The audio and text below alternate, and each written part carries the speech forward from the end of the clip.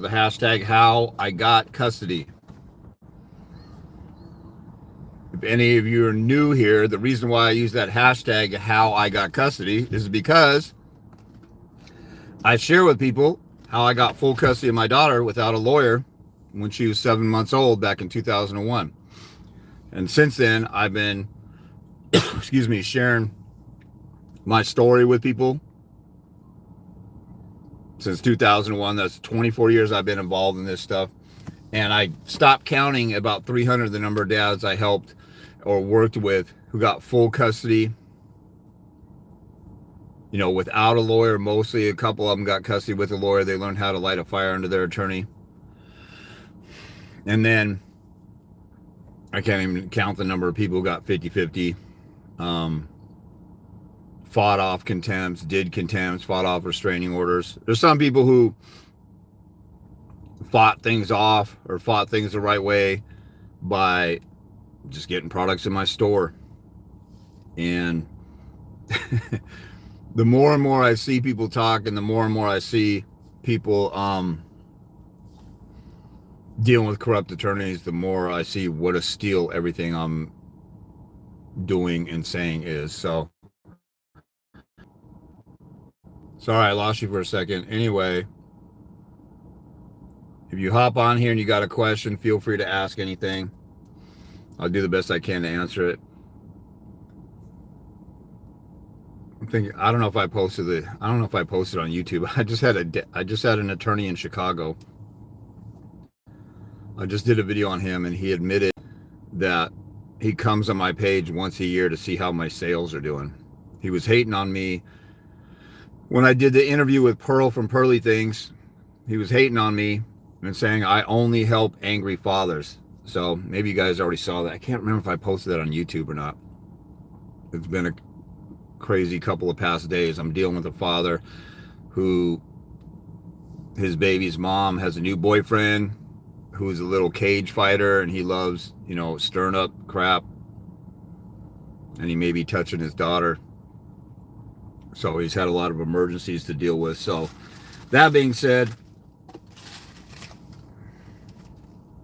we're all in the same boat here. Some people hate my guts because, you go through a bunch of hell in family court, and then I come up here and say you need to grow some balls and be a real man and get on the offensive and go to war with your baby's mom, or even if you're a female, we're dealing with your life with your kids, and it's a war, and it's ugly. And I went through it. I just talked to somebody today. He said, if I go back to modify and get my kid, another guy who has his baby's mom moved a felon into his home. He was saying, well, it's going to be tough. Well, that goes without saying. It's going to be more than tough. But we're talking about your kids. We're talking about dealing with the war of attrition, which is how this thing is won. So people don't like me when I talk like warfare talk. They don't like me telling you got to grow a pair, you got to endure the hardness, you got to play the long game. That's what the war of attrition is. Monaco 8093 said hi. Hello. So you got to play the long game in the war of attrition, because the vast majority of family court cases, and really all court cases, criminal court, civil court, people cop a plea or they settle out of court. And who's the one who's going to settle or want to surrender first? The one who's getting beat down by the court system the most. Who wants to, concede the most or negotiate or work stuff out? The person who wants to hurry up and get over with because they got the snot beat out of them. Now, I'm not talking about going in and abusing the court system against somebody. And, there's legal principles against vexatious litigation, abuse of the process, going to court and using the court system as a weapon to harass somebody. Now, they overdo that because women abuse the system all the time against men, and then men come back and call them out for it, and they want men to get in trouble for committing blasphemy and standing up to women. So they keep on, adding more and more, coercive control. Let's talk about coercive control. and arguing against that. Let me talk about this because there's a lot of things that are incorporated in here. People will go to court and try and get a restraining order and say, oh, my baby's dad, he's engaging in coercive control. My life is ruined because he's stressing me out. He's taking me to court. He's talking bad about me. He's using the kids as a weapon against me. All this stuff. He's harming my life. I can't pay rent. I'm so stressed. I can't work. You know, coercive control is so vague. We just passed laws in Washington a couple of years ago that are really, really vague. That can put, you can put anybody in that category and get a restraining order against them. Oh, this person ruined my relationships with my friends. Well, you might be a narcissist psycho witch who abuses and manipulates your friends, and you're going to say your ex-boyfriend is the one who's causing you to suffer and lose out on relationships. Maybe you're just an evil person. But they made the categories so vague and broad that it's really unconstitutional to have a vague law, because if the laws are so vague and broad that anybody can be put under that category, then you have an oppressive government. I think the founders saw that. So, or at least people in case law, you know, there's been laws that have been unturned because they're broad with ambiguity or too vague to be enforceable, or they're too vague where anybody can be arrested or found, you know, have a finding against them in court. But if I'm defending now against coercive control, the thing is that these DV laws, when they add something like coercive control, that's getting into psychology. And if you guys know the rules of evidence, nobody could testify to psychology except an expert witness or an expert in psychology. The rule ER 702 in most states. You can't allow, the court can't allow somebody to talk about psychology. And this can apply to a whole bunch of stuff. The court can't allow somebody to come in and say, oh, this guy's engaging in coercive control. What he did has triggered me so much, it's messed up with my relationships and all this other stuff. So what you're saying is his actions he's committed acts that have contacted you and caused a psychological reaction that has ruined your relationships and all this other stuff. A psychologist might say, well, if they look at your case, they might say, that's pretty much impossible. The stress of going to court, that's a routine thing of a divorce or a custody battle. This person is overly exaggerating or has histrionic disorder, is trying to say it's coercive control by the other person. It's just a byproduct of stress of life. Really, the coercive control stuff, anybody that has stress in life can just project blame upon their ex or their baby's dad or their ex-husband or ex-wife and say coercive control. That it's so vague. But I would be arguing, Your Honor, you cannot make a finding of coercive control. By nature, this law is so vague that I could say you're engaging in coercive control because you made a ruling against me I thought was unfair and it's ruined my life. But what the mother in this situation, she's declaring, now there are people, now the reason why they created this coercive control is because women were suffering from domestic violence and nobody was listening to them. And there's all kinds of repercussions. I'm dealing with several women right now who have trauma from being coercively controlled, like really bad coercive control by a psychotic narcissist. But if you look at this the right way, you have to think, I guess I should have said cause and effect right away. You have to show a tangible cause and effect. This dude's, if I'm testifying on behalf of my female client, Your Honor, Billy Bob's actions caused coercive control, or he's exercising coercive control, caused my client to lose her job, lose her rent, lose all her friends. The average human being isn't going to suffer all the way around just because somebody took him to court or filed a motion.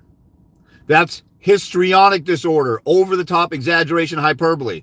You guys should have histrionic disorder in your back pocket and throw that out whenever you get a chance if you want to. Because there's so many people who go to family court and they got histrionic disorder. They're over the top. They'll turn a little thing. They'll make a mountain out of a molehill. But this cause and effect, If I go in there and accuse you, if I'm a woman's lawyer and you're a dad out there, and I say Billy Bob over here is committing all this conduct and dragging my client into court. She just wants to move on with her life, and he's obsessed over her, and he's traumatizing her, and it's affecting all relationships. What they're saying is his actions cause an effect upon her that create all this psychological consequences. How can an attorney just walk in there and just say that based upon the client's testimony? The client's not an expert witness. We're getting into deep psychology by doing that. I don't know if you guys can hear that. There's a horn going off in the back.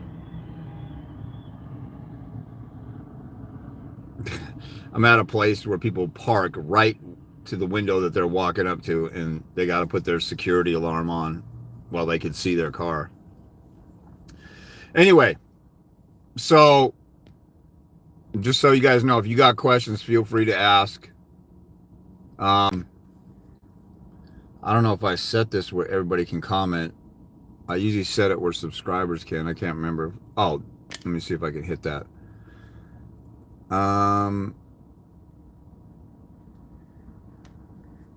So I'll just put it on all messages. If you got a question, feel free.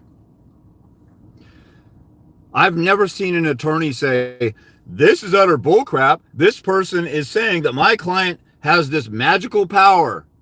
They say my client is the Force, like in Star Wars. My client's the Holy Spirit and everywhere at once and affecting every aspect of this lady's life. That's insane. That's over the top, histrionic, hyperbole, and hysteria. I have a video on my YouTube channel. It's called the 4 H's.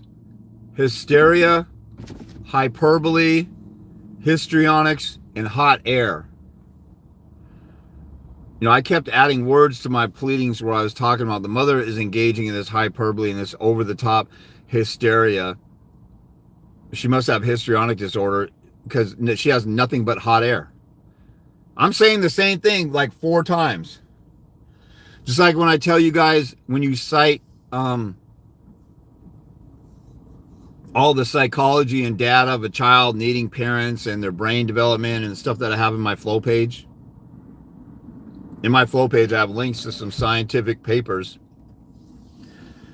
When I go to court, I'm going to say, look at this scholarly paper that says the child's brain doesn't develop properly unless the child has proper loving bonds with both parents. This is a scholarly paper written by a medical doctor, and let's take the one I have in my flow page of the picture of the brain, where I talk about brain issues. Child's brains don't develop properly unless they have loving bonds with, or they develop better if they have loving bonds with both parents.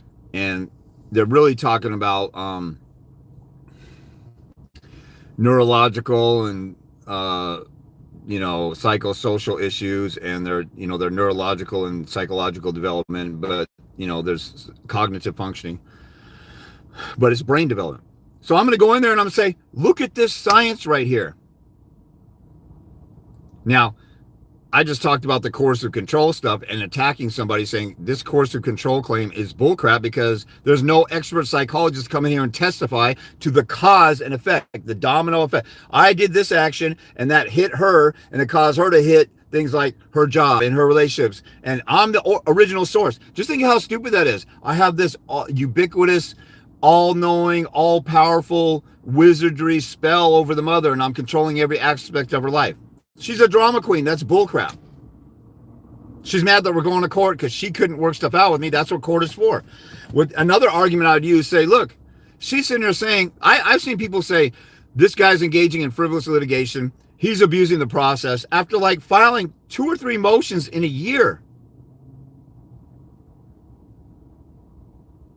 The number one argument I would say for that is, Your Honor, if I file 2 or 3 motions in a year and they're saying that I'm abusing the process and they want a restraining order or they want an order that prevents me from filing motions, a lot of you guys got orders restricting you, not a lot, some, got orders restricting you from filing motions because of vexatious litigation or abuse of the process or frivolous litigation. Now you got a motion to the court for permission to file an order.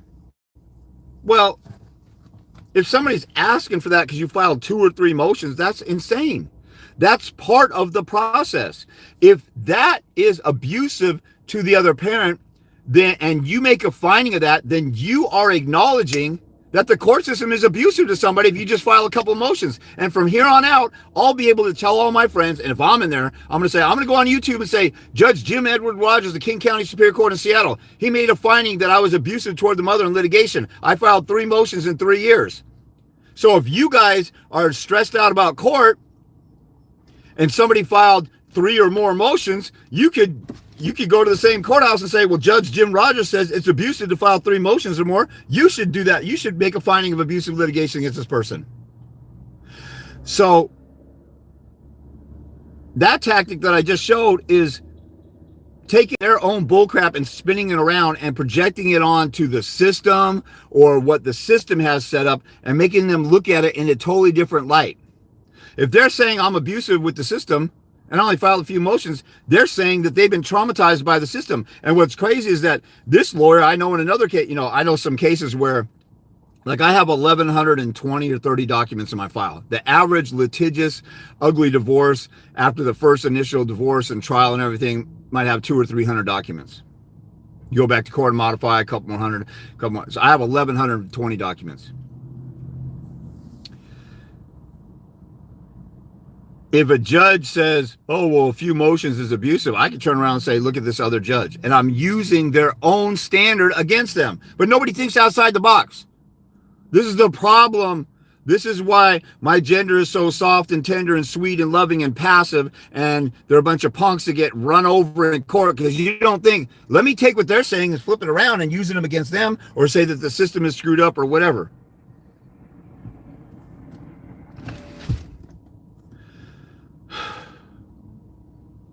Oh, so I was getting to, so I talked about coercive control. Then I talked about an attorney or needing a psychologist to testify to that. Also when they impute somebody's income for being voluntarily underemployed or unemployed to try and avoid child support, you know what they're doing? We're imputing your income because you're trying not to work. How do they know he's trying not to work? Unless you have a degree in rocket science, and you're flipping burgers at McDonald's, and NASA has 50 openings, and you live in Houston or something, or whatever. Unless there's overwhelming obvious evidence like that. If you say a dad we're going to impute his income for child support. I just talked to a dad, his income is imputed like 2 or 3 times what he actually makes and what he can afford in his industry right now. And they're like, well, you made this before, so we're going to impute income. But the law usually says they have to make a finding that you're intentionally underemployed. Who's the only person in the world that knows if you are trying not to work? Who's the only person who really knows that? It's you. You're the only person who could testify to your state of mind, your motive. I'm not working because I'm trying to avoid child support. I'm not working because I'm trying to do stuff under the table. Now, if they find you get income under the table, well, that's your actual income. But as far as imputing income because you're trying not to work, they're trying to read your mind. And this gets glossed over so much. These attorneys don't even pay attention to this. That violates ER 602, personal knowledge. How can the judge or opposing attorney, the mom, say, oh, he's trying not to work. I know he's trying not to work. How do you know that? In my mind, I'm thinking, I don't want to work, so I'm gonna plot and scheme to do this. They're getting into my mind. Who's the only person who can testify to what's going on in my head? Me. That's a violation of the personal knowledge rule. And a subset of the personal knowledge rule is state of mind.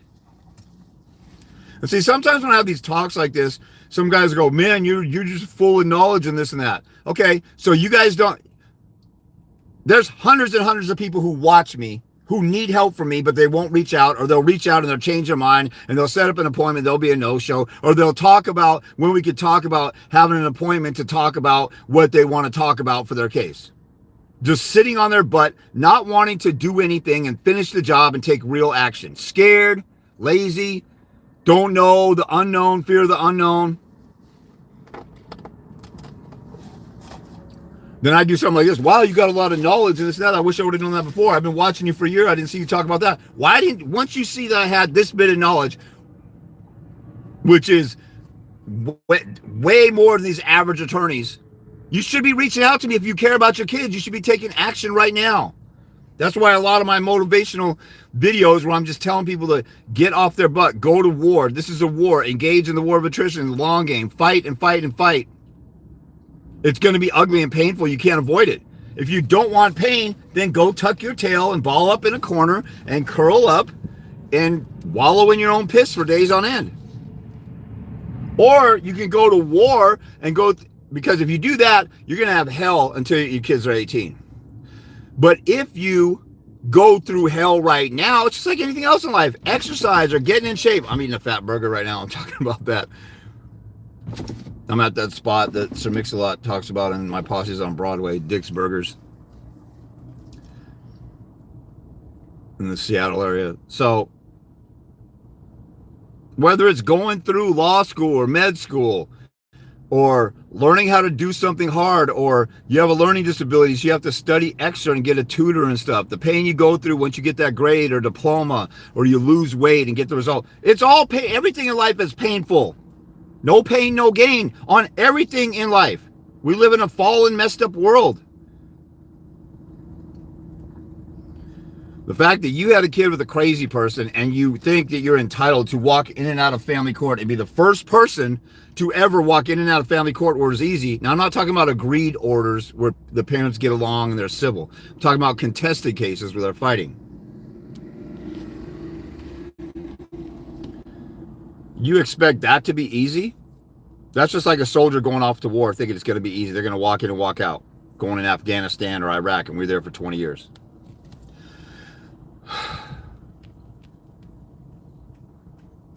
Just want to make sure that when I was talking about, let me get back to when I'm going in there with a psychological study. Since I want one thing to know. See, I could talk if I did a week-long seminar, if we rented out a convention center somewhere, or went to a hotel and went in a ballroom, and I did a talk on family court, I could literally go up there and do 8 or 10 hours a day for a whole week off the cuff without even having to have some notes or even an outline. Maybe an outline would help me stick to a topic or whatever. I could talk for days about this stuff, and the fact that people don't want to get a consult with me is insane. Your life with your kids is at stake. You're in the dark. You don't know what the heck your attorney's doing or thinking or your own strategy. And it's your case. Think about this. This is what you need to think about. This is my case. I need to do a separate video on this. These cases where the attorneys go in chambers and talk to the judge, that's utter bullcrap. It's not the attorney's case. The attorney is the mouthpiece for the client. But a lot of you guys, when they say, let's go into chambers and let's talk, did you get briefed? Think about if you ever had that experience. Did you get briefed ahead of time about what was going to be talked about? The attorneys go in there all the time and they play off the cuff and they wing it, and they don't get a run out into the courtroom and then run back into chambers and say, I checked with my client, I'm authorized to offer this. It's your case and the attorney's just your mouthpiece. They need to be communicating what you want, but they go in there and do their own thing. I can't believe people allow that stuff to happen. You should stand up for yourself and say, I had a guy who went in there and the mother's attorney was alleging a bunch of stuff in chambers. Do you think he got his due process right to face his accusers or hear the allegations against him and prepare a defense? He didn't even know the allegations were going on. That was a due process violation, and any of you guys got any kind of third grade level common sense should know that that's obvious if you paid attention in court. Now, if you're lost and you're new or you don't pay attention, you blindly trust your attorney, you should actually care about your kid a little bit more than to just blindly trust your attorney, because you got to do a bunch of the work on your case anyway. You should know that that's wrong, but you guys let it happen all the time. It's insane. So back to, if I'm studying a psychological study, if you type in, anybody out there really wants to learn something, if you haven't been to my flow page, write this down, or under this video, there's a link to my flow page in the description. You could type in flow page father's rights. And when you go in there, there's a section. I show you my winning court orders, my rates, how to pay, and then there's must-see information. The first one is a picture of a brain. Children's brains don't develop properly if they don't have proper bonds and love with their parents. And that's a God thing. Infants are designed to get fed breast milk and to feel love and safety from their parents. So it's no wonder when they're infants or toddlers, they're getting all messed up when the dad's not around. They knew the dad, all of a sudden he abandoned them. That's a trauma in and of itself. There was an orphanage in one of those Eastern Europe countries, Romania or something. And I've talked about this before. These kids, they divided up these kids. One was, they ate really healthy, but they weren't, cuddled, and they didn't sing lullabies to them going to bed. The other one, they weren't really cautious about their eating habits, but they were loving to them and spoke goo goo gaga and you're beautiful and lullabies and all that stuff, and hugged and gave them affection throughout the day. The kids who were eating healthy but didn't get the love and affection, they went blind and deaf. And there was another similar study, unless I got one study combined, another guy talked about this. I haven't dug far enough to find this. One of them was in the 90s, but another guy talked about this guy named Yaki Awakened, who talks all this herbal stuff. He talked about that study too, and he said the kids that got the love and affection were healthier than the kids who got fed food but they didn't get fed love. That's crazy about the child support system. Everybody screams and hollers about child support. If you go on to any of these pages, if any of you guys go on and you're going to comment on a page, watch single moms. Well, they talk about fathers' rights. Well, dads are deadbeats and they don't want to pay and this and that. They immediately go to child support. How come they go to money first and not love? You never see, when there's a debate about fathers' rights and deadbeat dads and whether women are doing this and that, women run to, he needs to pay child support, because all they care about is money. They're a bunch of gold-digging hoes. Now, it's crazy because most average dad, they don't got a lot of gold, but women would rather be strong and independent and marry the government and get the government's freebies and be independent than to work with a father and have better provision, because most dads provide better than the government provides. And we're willing to, I have to tell guys to back off and stop throwing money at your baby's mom. They think they're going to win some points or be generous, but dads just want to look out for the kids. They're the providers, so they do provisional stuff. But if you go in there and you study this thing of the brain, so you go to my flow page, you find the picture of the brain. There's like a 3-page paper that says kids' brains don't develop properly. And when you read this stuff, actually read it. I keep talking to so many people that don't read crap. If you have a court order, you should read it. How do you not know what your court order says? You should have it memorized. You know all your benefits at your job. You know what your wage is. You know what certain commitments are that you have to have, and what you're supposed to do and where you're supposed to be. How come you know that about your job and not about your kid? The court order or the contract that governs your life with your kid. So when you read a study, you should read everything. Make a note of, like this study with the brain. It's only 2 or 3 pages long, and they say all the science and all the data and the growing body of evidence is showing kids' brains and cognitive functioning is stunted if they don't have loving bonds with both parents. So when a mother is withholding a child from a dad, she is stunting the child's brain development. And I talk about that in my videos, and people don't look at my flow page. And then they call me after 3 years of alienation, and they've been watching my videos for a year or more. They never went to court and said, look at all the scientific data that shows how the mother is forcing the child's brain to not develop or hindering her brain development. Why? Because she hates me. She can't think of the child first. And here's some science. We believe in science, don't we? We shut down the courthouse because of COVID. Why do we do that? Because the science told us it's safe to shut the stuff down. Now, there's a whole bunch of bullcrap. The whole thing was a scam for the most part, and they created COVID in a lab. I knew it was a scam in the first place because as soon as people said it didn't come from bat soup, it came from a lab, all the media was saying, how dare you say that? And the media doesn't know, but they did know. They're not supposed to know. They're supposed to go investigate. And then I saw Australia say, hey, we made COVID in a lab because we're trying to develop a vaccine like 3 weeks after it broke out. I'm like, that's suspicious as hell. The news is saying it didn't come from a lab. We know it didn't. And you can't prove a negative. You can't look for gold in China and all you search is Hong Kong and say, there's no gold in China. You have to search to the nth degree to come to a definitive conclusion like that. But anyway, that being said, you can still play the game. We shut down the whole world. A lot of you guys are dealing with a mother saying, oh, I have to move where my parents are because it's too inconvenient to raise a child on my own. Well, what about the co-parenting with the father?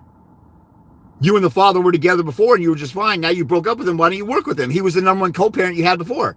Why would you change that? Because you're a selfish, psychotic narcissist. But if you say it's too inconvenient for us to move closer, or I have to have the convenience of this job, or I got to make my commute short, convenient. We shut down the whole world and made it extremely inconvenient for ourselves. And we went through hell, and people lost jobs and lost family, and they suffered great loss, lost their freedom. Some people, went, off themselves because of the hell they're going through. We went through extreme hell to look out for our fellow man. That being said, since all of society did it worldwide, how come we can't have world peace if we can all get along and we can all enforce one thing, everything? Well, that's because there's a bunch of pimps behind the scenes that run the banking system that control all the politicians. They want us fighting so they can make money in the wars. So there's still war, even though we can all get along and be in unison on COVID. But you got to be, my sister with Down syndrome can figure that stuff out. You got to have an IQ over 40 and actually pay attention and get off your rear and actually think a little bit about stuff to be able to recognize and see this stuff. It's not that hard to discern. It's out there for you if you want to know. Most people don't want to know. They don't want to deal with the government couldn't have screwed us over. That would be really traumatizing. And I love the government. I worship them, even though they steal my money in the child support system and they steal my taxes. I love and worship the government. But anyway, so we inconvenienced ourselves. We turned our world upside down and destroyed our way of life and made it inconvenient to look out for who? A bunch of total strangers. So why can't we sacrifice and make our lives inconvenient for the sake of our children, at least for the first 5 or 10 years of their lives? How come the children can't be first? We talk so much ish about how we'll do anything for our kids, but as soon as there's a breakup, mommy goes running to her mommy, because the mom's a narcissist and she has a simp step grandpa on that side who just sits in his rocking chair and watches that chick run everything. I saw somebody do a video and say, you guys are guilty. Who was that? Somebody's saying you simp stepdads are guilty because, the baby's dad, the child's parents, you're just sitting there watching your wife punk everybody and you could put your foot down, but you're such a little biatch.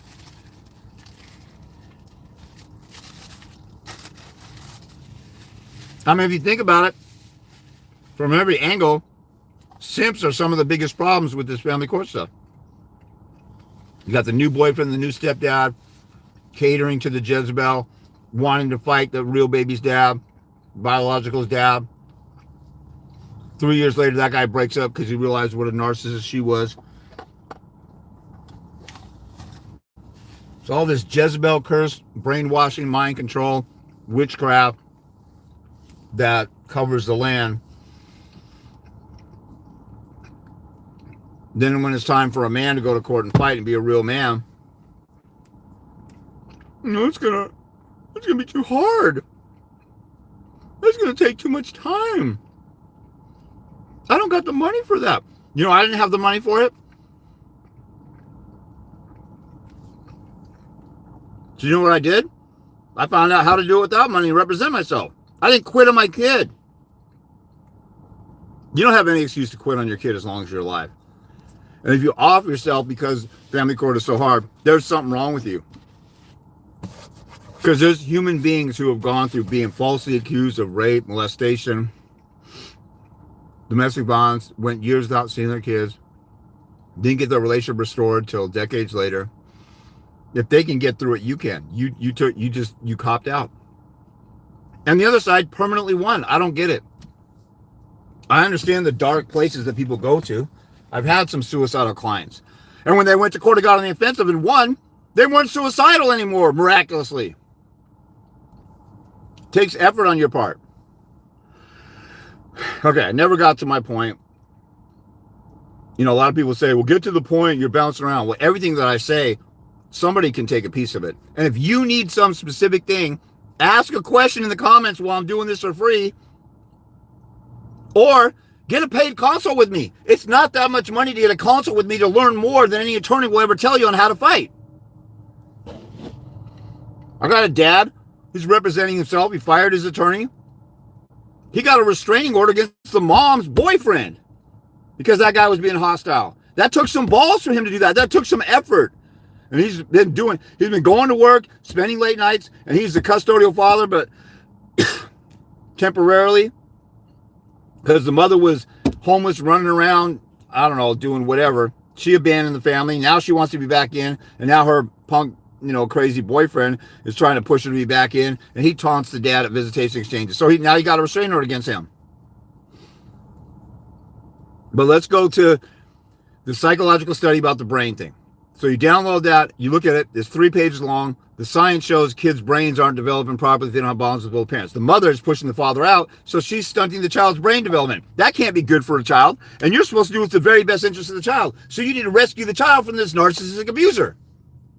What I just said, 99% of you would never actually say that in court. Why? Because you're the P word for kitty cat. That's it. Oh, my attorney won't let me talk like that, or my attorney's... Then why are you paying an attorney to sell you out and sabotage your case?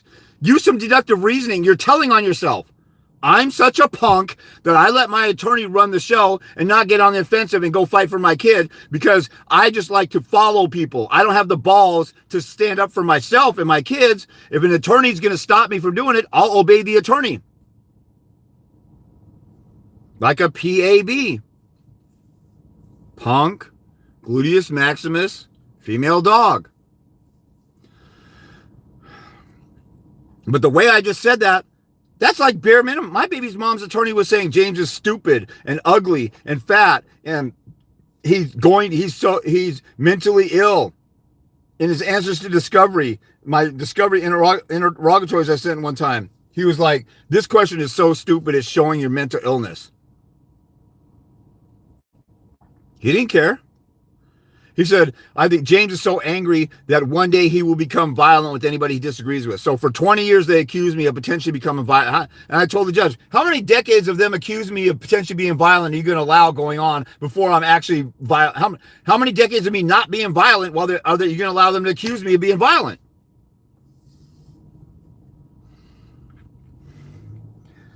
I had fun with that attorney, though. I picketed his house a few times, handed out flyers to neighbors. Did that with my judge. I look crazy to other people.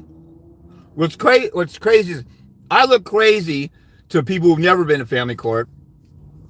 The people in family court say something needs to change. We need to do something different. But they're like, oh, James, that's just too extreme. And they're losing. So nobody on either side wants to listen to me.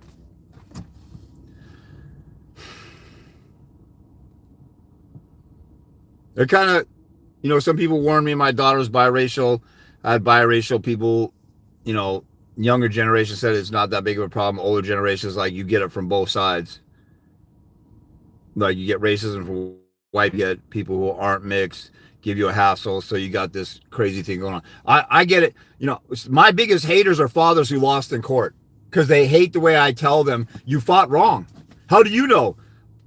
Okay, did you do this, that? I never heard of that. You fought wrong, dummy. I won in court. You lost. That should be enough for you to want to get help. This is why I don't mince words and I don't beat around the bush. I'm not going to sit up here for 5 hours talking to somebody and doing a free consult telling them why they need my help. I'm not that desperate. If this stuff doesn't work out and you guys can't recognize when somebody is here who actually has answers for you and you don't want to use them, you just don't want to fight. And 99% of dads don't want to fight. And most moms don't want to fight who are getting screwed. But 99% of dads, I'll say 90% of dads don't want to really fight at all. The first thing out of their mouth, whine, cry, piss, and moan. And they go to court, they accumulate this evidence, they present it to court, and they want the court to read their mind and to read the paperwork and figure it out on their own and not aggressively attack and go to court and unbrainwash them. Like the thing with the study with the brain, that's unbrainwashing the judges. They don't know this stuff. All the statistics on absent fathers, that's unbrainwashing the judges saying, if you take the father out of the child's life, if you don't give me at least 50-50, you are endangering the child. Your order is endangering the child. So you better make a finding of something worse about my presence that's greater than the automatic danger of my absence. You guys have to get that down. There's a lot of stuff I tell people. You should have figured it out on your own. I shouldn't have to tell you it 20 different ways. Now, there's a bunch of new stuff that's hard to grasp maybe on the legal mumbo jumbo, but even that, you really need to get down to the basics. Children suffer without a father. That's automatic. There is no debate. There's not one study out there that says it's good for kids to not have a father. There's not one. Every single study about absent fathers says that the number one predictor of how well a kid will turn out is whether they have a father involved. Why? Because we're the leader. We're the protector. God put us over the family to protect the family and provide for the family. If you disagree with that, then you're either a hairy leg, hairy armpit, stinky, nasty, fat, greasy man-hater who got touched by her stepdad and hate all men now. Or you got a severe learning disability. Because when somebody breaks in the house, does everybody hide behind the wife or the husband? Who has to go look for when there's a noise out there? Who's expected to provide for the family for the most part? Who suffers the most? Who do you hear stories about when a young boy or a girl or even an adult, like, I just wanted to make my blank proud? Do they ever say mom? Rarely. We yearn for fatherly affirmation. A wife yearns for provision and protection from a man, and other stuff like romantic love and things like that. And then a man just wants respect for his place in their life and his provision, and, wants respect. The man is the leader of the family. The queens are trying to dethrone the kings. And that's why you get it out of order. It's out of God's design. If you don't believe in God, it's out of nature's order. Everywhere else you see a male and a female get together, and the male is the protector. The number one think about this. What's the number one most important thing for a child? Now, I talk in general about, a father is the next most important thing after food, water, and air. But within your parenting, you have a home, you have shelter, you have food, you provide activity for the kids, bathing, hygiene. What's the number one thing, the most important thing, first and foremost, that you provide? Think about this. What if you don't provide this? It screws up everything else. It's safety. Think about this. The number one thing to a child, if a child is unsafe from getting the snot beat out of them, from getting stabbed, kicked, molested, raped, all that stuff, it doesn't matter whether you love them from your non-custodial every other weekend home. That love doesn't matter. The safety does. The mom's boyfriend is a 3-time violent felon and slapping your kid around. The safety is most important. Then you can love them within the bounds of safety. Who provides safety better than in the two genders? Who provides safety better? It's the man. We're bigger and stronger. But like I show in a video on YouTube, the famous interview with that petter dude who touched 200 kids. He said, I don't look for a type of child to molest. I look to see if there's a strong male threat and I stay away. The mere presence of a man brings protection. Why don't you bring that stuff up in court? I'm the safest place for the child. As long as the child, if you have 50-50, 50%. And you guys who are such idiots, you're such passive, soft, tender little PABs. You say, I don't want to go for full custody. I don't want to take the kids away from the mom. That's what she's going for, dummy. If you don't say anything bad about her alienation and what she's doing and how that's abuse towards the child, if you don't say anything bad about it, and you just say, well, I want 50-50, and she says, I want full custody, well, you're saying she's a wonderful human being, and she's an alienator. She's a child abuser. You're losing your case by your own sissy, punk, crybaby, whining, I don't want to hurt anybody's feelings, attitude, and approach. Why would you not go for full custody? Why don't you shoot for when people sue for money, they sue for 10 times what they think they're going to get. And just that the other side settles on a big amount. That's illegal. A prosecutor prosecutes, if you trespass on somebody's property and you step on some flowers, they might charge you like a terroristic threat because there's an old grandma in there and burglary and, trespassing and malicious mischief and 5 different things. And then you think you could go to prison for 10 years. So you cop a plea on trespassing and get 3 months probation. They always hype this stuff up, but not my gender. Not my gender. We turn in a bunch of doormat we bend over and take it right away. How bad can I take it? Hopefully, if I take it up the rear and watch you totally control me and harm me and abuse the system against me, hopefully I'll win some brownie points with the judge while I'm not pointing out that the mother's a narcissistic, alienating abuser of our kids. That's stupid. You can't be that stupid. A few guys are, but it's usually you're lazy, you don't want to fight, you don't want to get out of your comfort zone, you're fear of the unknown, or you're just scared to stand up because you're scared of a woman or scared of the court or scared of the system. And the court system is the place you're supposed to tell the truth, and your attorney's like, we don't tell the truth, we just work the system. What? I'm going to get to the questions in a second here. So let me just finish my point. I'm back on the brain thing. If I have a scholarly paper, I'm going to look at it. Hey, this was written by a medical doctor and a PhD in child development. And then I'm going to look at the references at the bottom. Here's some other studies about kids' brain development under the care of the parents. Let me look at those too, because I actually care about my kids enough to spend some time to read about stuff that will help me win in court. You guys don't think about it like that. You think, oh, I got to go out with my buddies and this is taking up too much time. Your life with your kid is at stake. You can't read a few pages of something.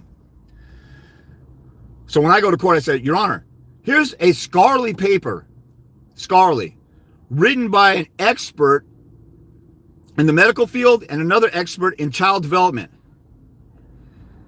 It was peer-reviewed and vetted and published in the London Journal of Primary Care. So it was published in a journal. A board of experts reviewed and vetted and checked this out and approved of it. So instead of saying, hey, here's a paper on some of the science about this, I'm saying this is pretty much scientific fact. And I'm saying it's a scholarly paper written by some experts, yada, yada, yada. And I'm saying the same thing like 6 different ways because I'm putting on a show in court because I'm trying to persuade the judge because it's called persuasive argument. And you guys want to go to court and say, you know, I really have some kind of, I just in my tender heart, in my soul, I really have concerns that there might be something wrong going on at the mother's house. And her boyfriend is touching your child. I really have some kind of inkling of a possibility of a concern that maybe there's some inappropriateness going on over there. You have to go in and put on a show. You ever seen a movie with a trial in it? When Tom Cruise is grilling Jack Nicholson on A Few Good Men, and Jack Nicholson says, you can't handle the truth. Or A Time to Kill with Matthew McConaughey and Samuel Jackson. You know, or JFK with, what's his name that was in The Bodyguard with Whitney Houston. You don't see those guys tiptoeing like, hey, Your Honor, can I please bring some argument into the court? I really want to tell you something. Or do they go in there with authority and like, look, Daddy's here. I'm about to tell you the story of what's really going on here. And I'm going to attack this person, attack their credibility, show who this person is, and expose the lies and bullcrap and rescue the children. So when I tell the court, here's the science, believe the science. You know, and that science, a lot of people say, oh, that's hearsay. We don't know whether the psychologist wrote that or not. And then you let them get your scientific papers thrown out because you didn't read the evidence rules. Because I tell you guys, you need to know everything. Just like you need to know everything about driving when you go get your license. You need to know everything about basketball. You need to know how to dribble, pass, shoot. You need to know the rules. You need to know the free throw. You know, when you don't run around when there's a free throw being shot. You know all of the rules. How come you can't do that in family court? How come you half-ass this stuff so much? So many people, they'll ask me a question. I'll tell them something and say, you need a good 5 hours if you want to really learn this stuff, or take what I say and go and study. I tell them something and they got more questions and they want, a quickie question here, a quickie question there, a quickie. You need to sit down and learn this stuff. You don't go to a professor and say, I just got a quickie question. How do you study whatever it's called, whatever. The strip that they have that they look at when they capture light from a star at a distance. The spectrum. How do you study spectrum? Just real quick. I only got 20 seconds. I got to go to lunch. You don't care. You got to say, I have people who call me, you know, they're at their job. Hey, I want to do a consult with you. Can you sit down in front of a computer? No, I'm at my job. Like, you thought you could sit and learn something and take notes while you're at your job driving around on a forklift? Babies in the background, kids screaming, noise in the background. You're not serious. I'm here for the serious folks. You sit down, it's quiet, you don't got it now. Now, you got kids at home, a distraction happens here and there. I'm not talking about that. I'm talking about not setting your time aside to prepare and really study this. You wouldn't sit down and cram for the final while you're babysitting your sister's 2-year-old. You wouldn't be, I mean, maybe some guys do, but if you really want to learn something before a test or whatever, you're not going to have the Super Bowl on or a football game on and have the music cranked and then be at a party or be in a lounge somewhere. Like, I can tell how serious people are by I've had people who don't take any notes after they do a consult with me. At the end, they're like, so can you write me an email and summarize everything you said? Why didn't you take some notes? Okay, let me get to some questions here.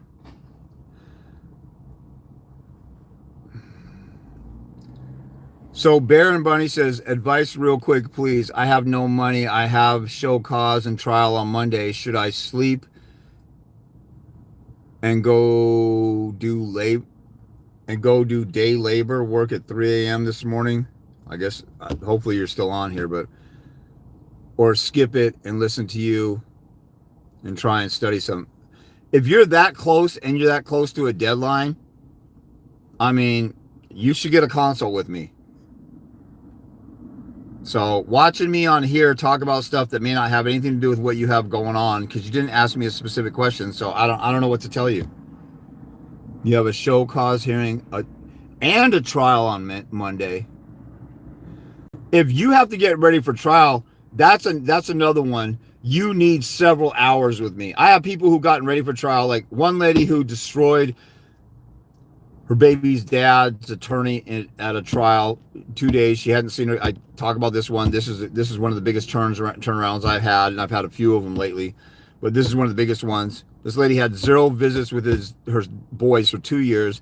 She got ready for trial the weekend, and she spent hours with me talking and studying and reading all her court papers. You can't watch a live and be ready for a full-blown trial. That's like saying, I'm going to watch a YouTube video about astronomy because I have a final in Astronomy 400 and I haven't gone to class and I haven't studied. Now, maybe you know some stuff or whatever. You can't do this. You got to be realistic. If you have a trial coming up on Monday, you should be setting aside 2, 3, or 4 hours with me. Or at least get the first initial consult if you haven't done one already. I wanted to get a consult with you so much. It was no hope for my case, though you're doing something great. You're posting and lives don't stop. Well, thank you, but if your kids aren't 18, it's not too late. If you're saying there's no hope for your case, there's always stuff you can do. People go back and modify, hold somebody accountable with contempt, hold somebody accountable when they try and railroad you with child support, because you're going to be going back and forth until your kids are 18. And then in places like Washington, we had a court hearing. My daughter was 19. Yeah, she was 19 because it got delayed and delayed. I won by default. The mother vacated the default. We went back to court in a different county on college child support. Never too late. Hey, Rosa. That's one of my big time warriors. Rose has been through hell and she's endured it and she's about to come out on top. That's a different female than the one that I was talking about.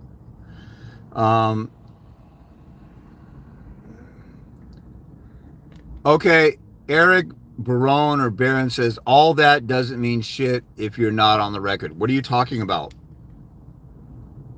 First of all, the number one way a family court case is won through the war of attrition.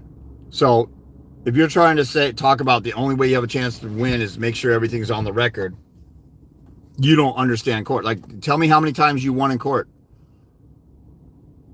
I got medals and trophies of winning and winning and winning court. So I don't know. You must be one of these haters who are whining and crying about you losing because you didn't do something, because you didn't officially have something on the record. But I'm not sitting here saying don't put something on the record. So I don't know what the hell you're talking about, dude. All that does, all what? What are you talking about? If I'm going to go to war, if I'm a soldier, I'm going to go out with my pistol, my machete, my bazooka, grenades. I'm going to have radio. I'm going to have first aid kit. I'm going to have backup. We got our little platoon or troops. You know, we got tanks. I'm going to bring every weapon out there. I always talk about using every weapon. What the hell are you talking? This is a passerby, dumbass little gay boy who sits there and says, I don't like what you're saying and I lost in court. So you're wrong. And I'm winning an argument with you on, how come you don't argue like this in your own court case, bitch? How come? Eric Barone. Why are you arguing with me? I'm sitting here telling, I didn't do the whole entire 5 hours of lessons of everything you need to know going into court. I won in court. What are you trying to prove? See, this is the type of hater bullcrap why there'll never be a father's rights movement. Because women are better at getting together and creating a movement and having feminism and totally punking dudes. And our buster punk asses like this Eric Barone bitch, he's up here arguing with me like what I said doesn't mean shit. I won in court. How many times you won in the Court of Appeals, bitch? Eric Barone. How many times you won in the Court of Appeals? How many contempts have you won? How many contempts have you defended? How many restraining orders have you defended and fought off? I got 7 bogus anti-harassment orders the mother tried to put on me. And then I got a domestic violence protection order against a crazy chick I dated. It's the only time I ever had to get a restraining order against a woman. And then she went to court, tried 4 different times to get one on me and lost. Where's your wins, bitch? I shouldn't even engage with faggot, fruity gay boys like that. But that's what they are. That doesn't mean shit if you're not on the record. Oh, you have some legal knowledge. This guy said on the record. When did I ever say don't ever put anything on the record? I always say you should use every piece of evidence. I got a whole video on how to submit pictures. I just got done saying you guys need to know everything, including the rules of evidence. You need to know the statutes that apply to your case. You need to know case law that applies to your case, starting with Troxel versus Granville. You need to know the court rules, state and local, and you need to know the court forms. That's everything. And then within that, the specific rules, you need to know the rules of civil procedure, when to file, when to do this and that, the evidence rules, when to object, how to fight to keep your stuff in. When I go to court, I talk about the law, the science, and I tug at the court's heartstrings. I could go on and on and on about everything that you need to do and put on the record. And this little hater bitch, this is my faggoty gender right here. What you said doesn't mean shit, James, if you're not on the record. What the hell does that even mean? I'm not talking about doing stuff at the mall parking lot, you stupid jackass, low vibration, low IQ retard.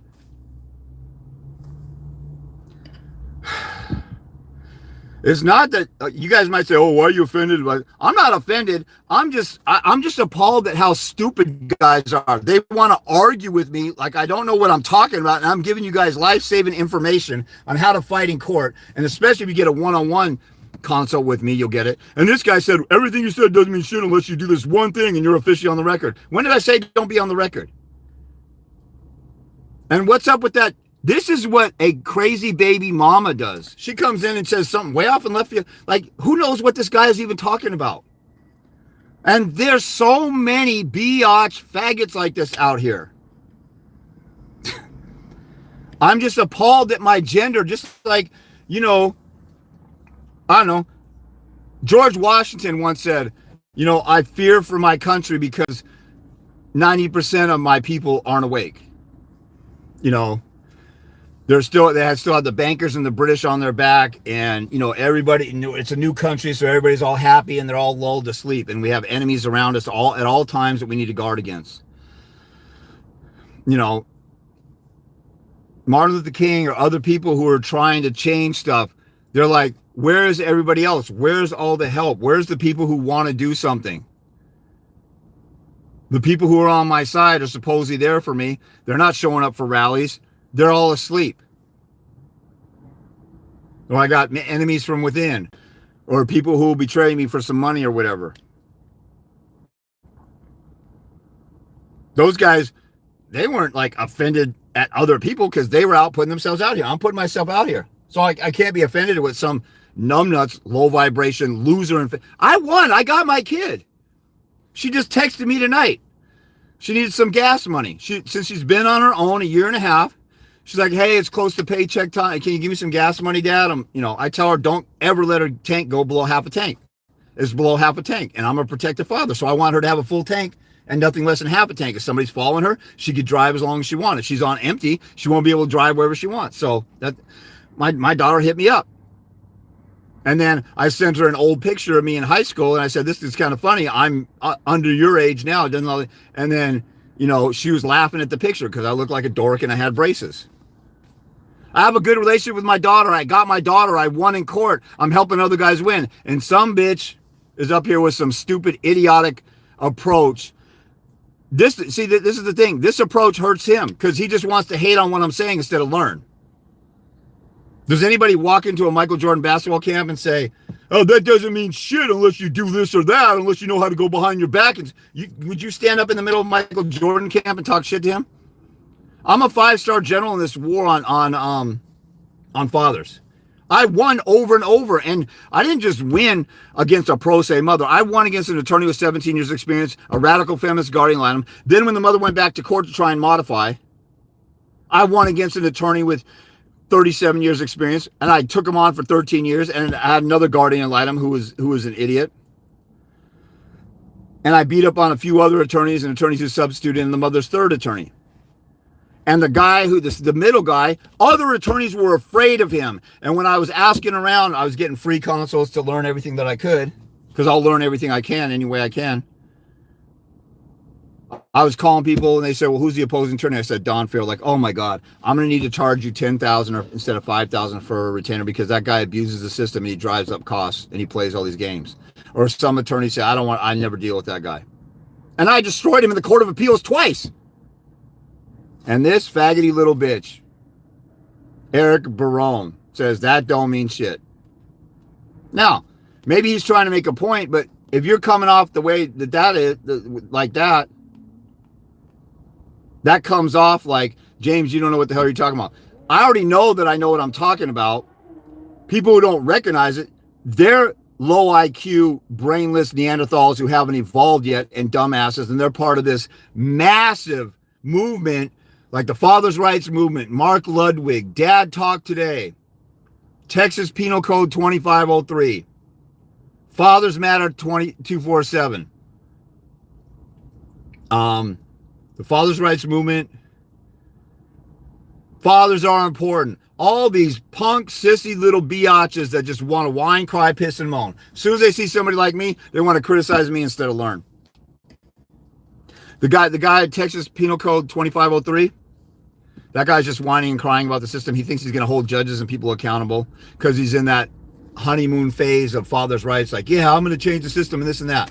And 2 other million people have come before him and not made a dent in the system. So he comes on and does a video and says, if you're representing yourself, you're going to lose. Just chuck it up as a loss because judges hate pro ses. And I said, dude, you're lying. I won. I have thousands of clients who won pro se. And then he starts attacking me personally. I pointed out what he said was a lie. This is where you get like faggots like this.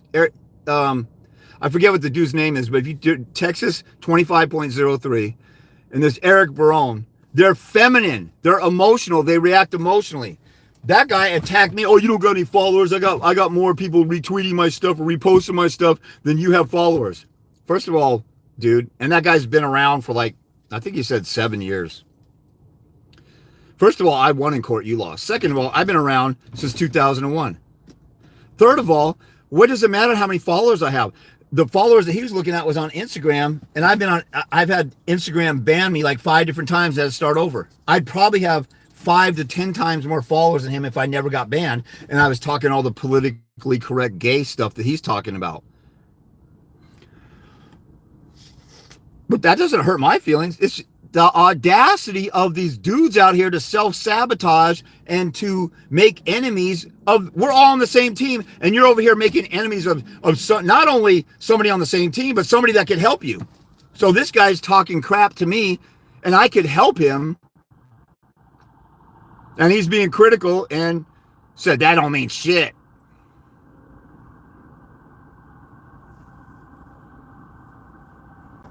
self-sabotaging, sellout, house slave, Judas, whatever sellout word you can use. That's what this guy is doing. Freaking gay. Okay. Red and black. Last time you were live, I explained to you that mom had told the psych evaluator that I was sexually abusing our child, and that she wanted to rescind 2 days of overnights because of it. He called CPS. Who called CPS? I'm not following. Last time, well, let me read on. CPS found no cause and found her to be neglectful and more than likely coach. Wow, that's amazing. You got a finding from CPS that more than likely. We filed ex parte for supervised visitation in April. The judge granted it. Wow, so you flipped it around. See, here's a guy that didn't quit, whine, cry, and tuck his tail. I had a dad who I've been working with for 15 years, and early on, he was falsely accused of molesting his kid right after the mother let him have an overnight. And she had been and the only time she said, I'm worried that he's touching the child too much and applying too much diaper rash and kissing her on the mouth. She only said that after he filed for 50-50 custody because he was sick and tired of only getting a couple days. And then she goes to court and says he molested her. And then when they're about to go into ex parte with her allegations of molestation, her attorney says, why don't you settle on this, or we'll go in and tell him he's a molester. We'll go in. And so my buddy, the guy who's my friend now, he got scared, and his attorney was sweating and got scared, and they signed off on it. I said, dude, what the hell is wrong with you? Go in there and say, she just let me have the child the other night overnight. And the cops came in and looked, and everything was fine. She's lying. But he didn't flip it around. And he had hell to pay for several years after that. And I've had to work with him. Now, eventually, after about 13 years, he got full custody of his 2 daughters. But he set himself back by not stepping forward and stuff. But here's this guy stepping forward and getting on the offensive and flipping a false allegation around. This is what you guys should be doing. Congratulations, dude, on being a warrior and hanging in there and getting on the offensive. The judge granted it. She had a total of 6%. Trial is pending. This is a move away case. So if you got custody now and she's going to move away, that's her problem. She looks like an abandoner. She'd rather be somewhere else. And she wanted to use the kid to move away. But I mean, that's great. I would be getting on the offensive and getting ready for trial and be going for more stuff to get her to settle and say, well, you got 6% right now. Doesn't look good for you. I'm going to be going for full child support and all that other stuff, and for you to get more psych help and all that other stuff, or else we can settle and I'll pull back a little bit. You're totally in the driver's seat to settle and knock this thing out and get it over with. And if she has any sense, God gave a monkey, she'll settle with you. I'd be using that as leverage. But congratulations, that's good to hear. Did your baby's mother give up before trial, or did you go to the actual trial pro se with a lawyer? No. Here's what happened. This is why I talk about the war of attrition. The beginning of my case, the mother tried a restraining order. So we didn't go to trial. She settled after I beat the snot out of her.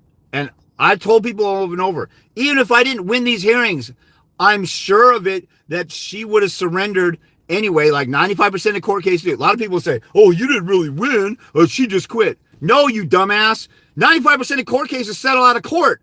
This is how women win all the time. Are you going to say, oh, I walked away with my kid, that's not a win? I got my kid. It doesn't matter how I got my kid. This is the way that works most of the time. And I've had guys go to trial, construction workers who don't like to read, a Boeing painter. He did a 4-day trial by himself against a tag teaming husband-wife lawyer law firm team.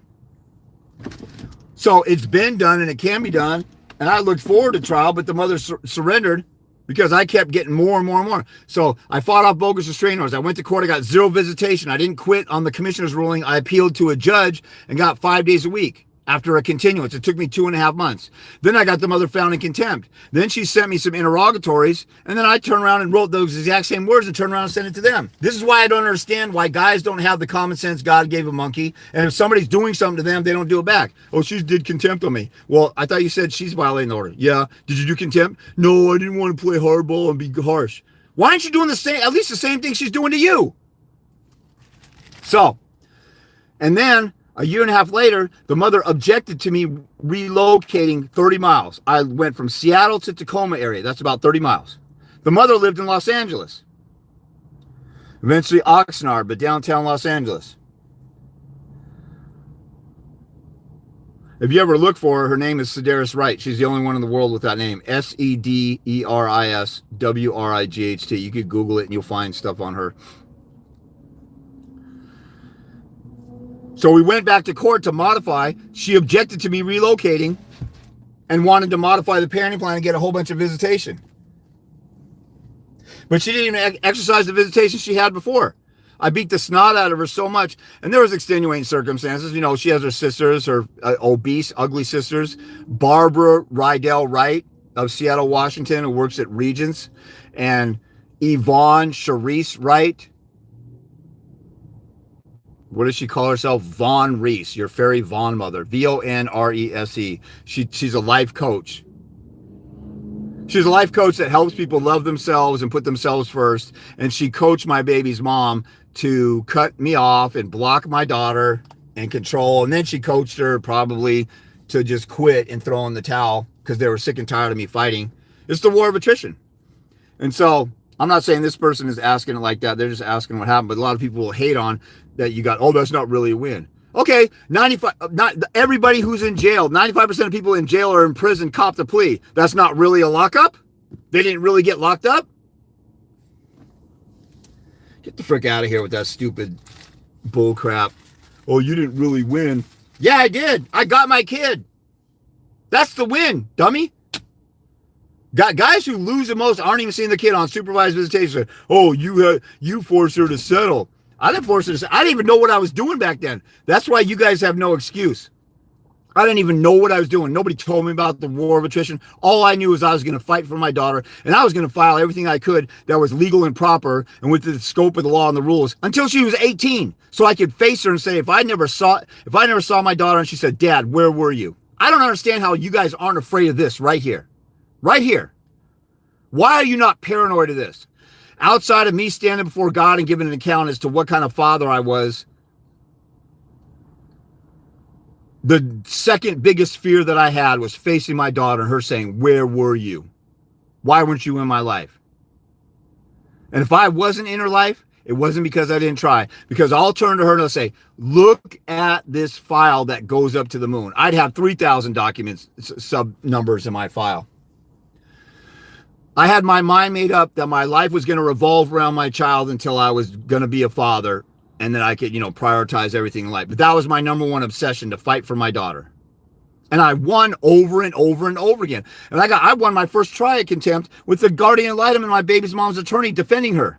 I was outnumbered 3-1 in that courtroom. I was outnumbered 7-1 in the restraining order hearings. Her and her little cronies are laughing at me. She got declarations from everybody. I'm on my own. And then the second hearing we had, I had a buddy of mine, and we're getting tagged. We're outnumbered, and they're jeering and sneering and all that other stuff. Chemo Evans, K-I-M-O Evans, Chemo Scott Evans. He's writing a declaration saying I should never be around a child. Why did an ex-roommate of mine write that? Because I dated his now wife, Mary Evans, who works at Washington State Employees Credit Union. And when she came to the restraining order court saying, yeah, James is really crazy and harassing and stuff. And the judge is like, well, I'm not here to give a restraining order to you. She was like, I know, I'm just supporting Sid, my baby's mom. Because my baby's mom hated Mary, hated her guts, and wanted to kill her when she found out that we dated. Because I dated my baby's mom. I dated Mary for a real short period of time. Then I dated my baby's mom again. And my baby's mom, up until this time that Mary came to court for her, was talking crap about Mary and still mad that I liked her a few years earlier. And Mary comes walking in to testify and say, James has been in my bank and he opened an account on this day and that day. And she rummaged through my bank account because she saw me at her branch one time. I didn't know the chick worked at this bank. But I had a Washington State Employees Credit Union. They have branches everywhere. And I was a delivery driver. I'm like, oh, there's another branch there. Let me go in there. So I go in there and I see her and I don't want to see her again. So I go through the drive-through to do my transaction. I just walked out. And then she comes to court saying I was harassing her because I showed up at her job. And I already had a bank account there. So anyway, I had to report her to her boss for rummaging through my bank account, and they freaked out. And I was calling around at different branches, like, what's your guys' privacy policy? Is it consistent with this? And then at some point they caught it on and they say, who's this? Oh, I think the president of the credit union is investigating your case. See, I follow through and finish ish. I don't let people just get off doing crazy stuff to me. I finish it off. So anyway, the mother tried to get a restraining order against me the first time around. Then the second time around with the modification, a couple times she tried to do it. Then we did a child support modification. Then we did a contempt. Her attorney tried to get a restraining order that I'm restrained from her. And I'm restrained from going within 5 miles of his home, which includes Interstate 5 that goes from Vancouver, Canada, Seattle, Portland, Sacramento, LA, San Diego. The main thoroughfare through Seattle, he's saying, I can't even go on I-5 near his house because he's within 5 miles. He wanted to get a restraining order restraining me from him personally also. That's how crazy he was and the overreach he had. I shut that crap down. But back to this. So when the mother was relocating, so we were in court the first time around for my first custody battle, 7 months. Then we were in court for 1.5 years on her relocation case. And I've shown people in some videos, I still have my trial notebooks. I was getting ready for trial. I got an attorney at that time because I was afraid to go to trial and I didn't know what it takes. And I did all the work. I did I had 5 3-ring binders this thick. I had 380 exhibits ready to go to trial with her on her modification. 380 exhibits, including statements from the mother's attorney when he was testifying, because we were going to put her attorney on the stand for testifying. Because I don't play that ish. And you guys would be scared crapless if I said, why don't you put her attorney on the stand? They testified. They're acting like a witness and then have them excuse as the attorney. Oh, that's a really bold move. Okay, you're a pussy. Keep being a pussy and keep losing. So the relocation, she was trying to get more time. She would come up and visit. I actually allowed the bigger, fat, ugly sister, Barbara Rydell Wright, to have visits with my daughter so that she can get acclimated to the family. That was me being too nice then. Going back now, knowing what I know, I wouldn't have done all that because it was all a setup. They weren't sincere. And it was just crazy. I should have went for the throat even more. But I still prevailed because as we got closer to trial, the judge... they changed their pleading, so they had to find adequate cause for them to move forward to go to trial. Her attorney was tanking the case on purpose. Instead of just quitting after 1 year of being in court, he filed a motion to change it so that he could have a hearing, and then they had to have another hearing to prove adequate cause or prove change of circumstance. At first, they objected to my relocation. That's a green light to go to trial. I'm going fast for those. If you don't understand, then just don't worry about it. Most states, you have to have a substantial change of circumstance to even get through the door to modify. In Washington, we have an adequate cause hearing, and they throw your case out if you don't prove there's adequate basis to modify. Well, the mother did an objection to relocation. Then her attorney did a motion to amend her petition to a modification. Then she had to have an adequate cause hearing. Then I won the adequate cause hearing and destroyed her.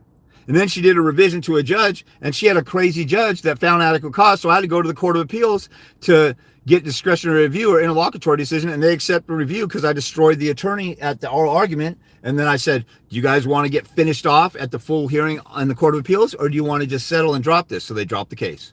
But I had to go through hell for 1.5 years to do that. That's a more intense thing. And if I would have been smarter at the beginning, if I would have known then what I know now, I would have shut it down early on. That's another reason why I don't understand why you mother effers will not call me and get some help. You're lost. You don't know what you're doing. You ask questions and say, well, how do I file a motion? I just need to know that. You are totally lost. And your life with your kid is at stake. Why are you not getting help? And then a lot of guys, they'll wait until after their trial or after the biggest motion of their case, and then they'll call me and say, I got totally creamed in court. Can you help me? I'm like, yeah. Okay, and you've been watching me before then? Why didn't you get a consult with me before then? And like, well, my attorney sucks and my attorney was sabotaging why didn't you get a consult with me before then? This stuff is insane. It drives me nuts that you're like somebody who has cancer and you want to ignore it and you don't go to a doctor and you got sign your health is failing and you just don't want to deal with it and you want to out of sight, out of mind or something. And then when you just hope and wish that somehow through Mental telepathy, the judge is going to see who's telling the truth, and you don't put on a case, you don't fight the right way, you don't get my help, you don't pay attention to what I'm saying in my videos, but you watch them because they're entertaining, and you wish you could fight that way. Why don't you get some help and just get out of your comfort zone? You know, there's guys like, what's his name, Andy Frisella. He's like, there's so many pussies out there. Dana White just said, if you even put half of an effort into something, you will just destroy this generation because there's so many pussies out there. And I had the worst attorney you could possibly think of having. This guy he'd wake up at 3 a.m. and get on the case and be on around the clock. His whole life revolved around my case.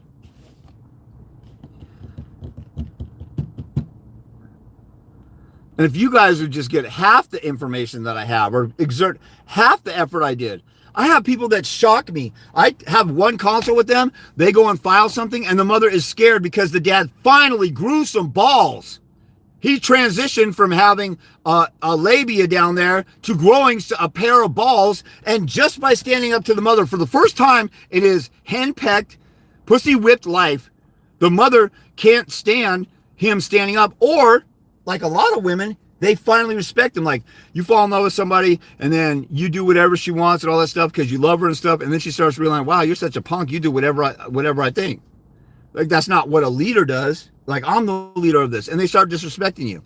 And then they go to court and they think they can punk you. And then you stand up to them, they finally respect you. Oh, he's a real man now. Let me just work with him and settle with him.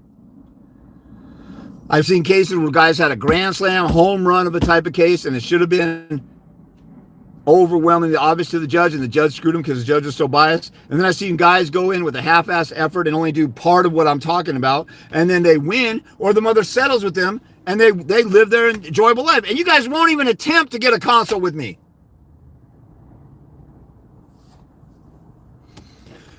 You know, after I initially, I have one video that has 100,000 views on YouTube, and everybody loved it because I'm talking about the best interest of the child, and I talk about the system, and I'm politically correct and polite and stuff like that. And then you get my videos that talk about the reality. You have to grow some balls, and you will have to suffer. You will suffer. You will get lied about in court, and people don't like that, and they want a magic thing. They want Judge Anthony said, here's how to deal with a narcissist. 5 steps to deal with a narcissist. Pay me $750 an hour, and I'll tell you how to do it. And they walk away, and they don't get enlightened much more than what his videos say. And that's an ex-judge who was part of the corrupt system that you're going to and paying $750 an hour. That's like going to the mafia and saying, I need some lessons on how to be an entrepreneur and use ethical business practices when I become a businessman. And you're going to go get a consult with the mafia. Like, some of the stuff you guys do just doesn't make, you're not thinking for 5 seconds.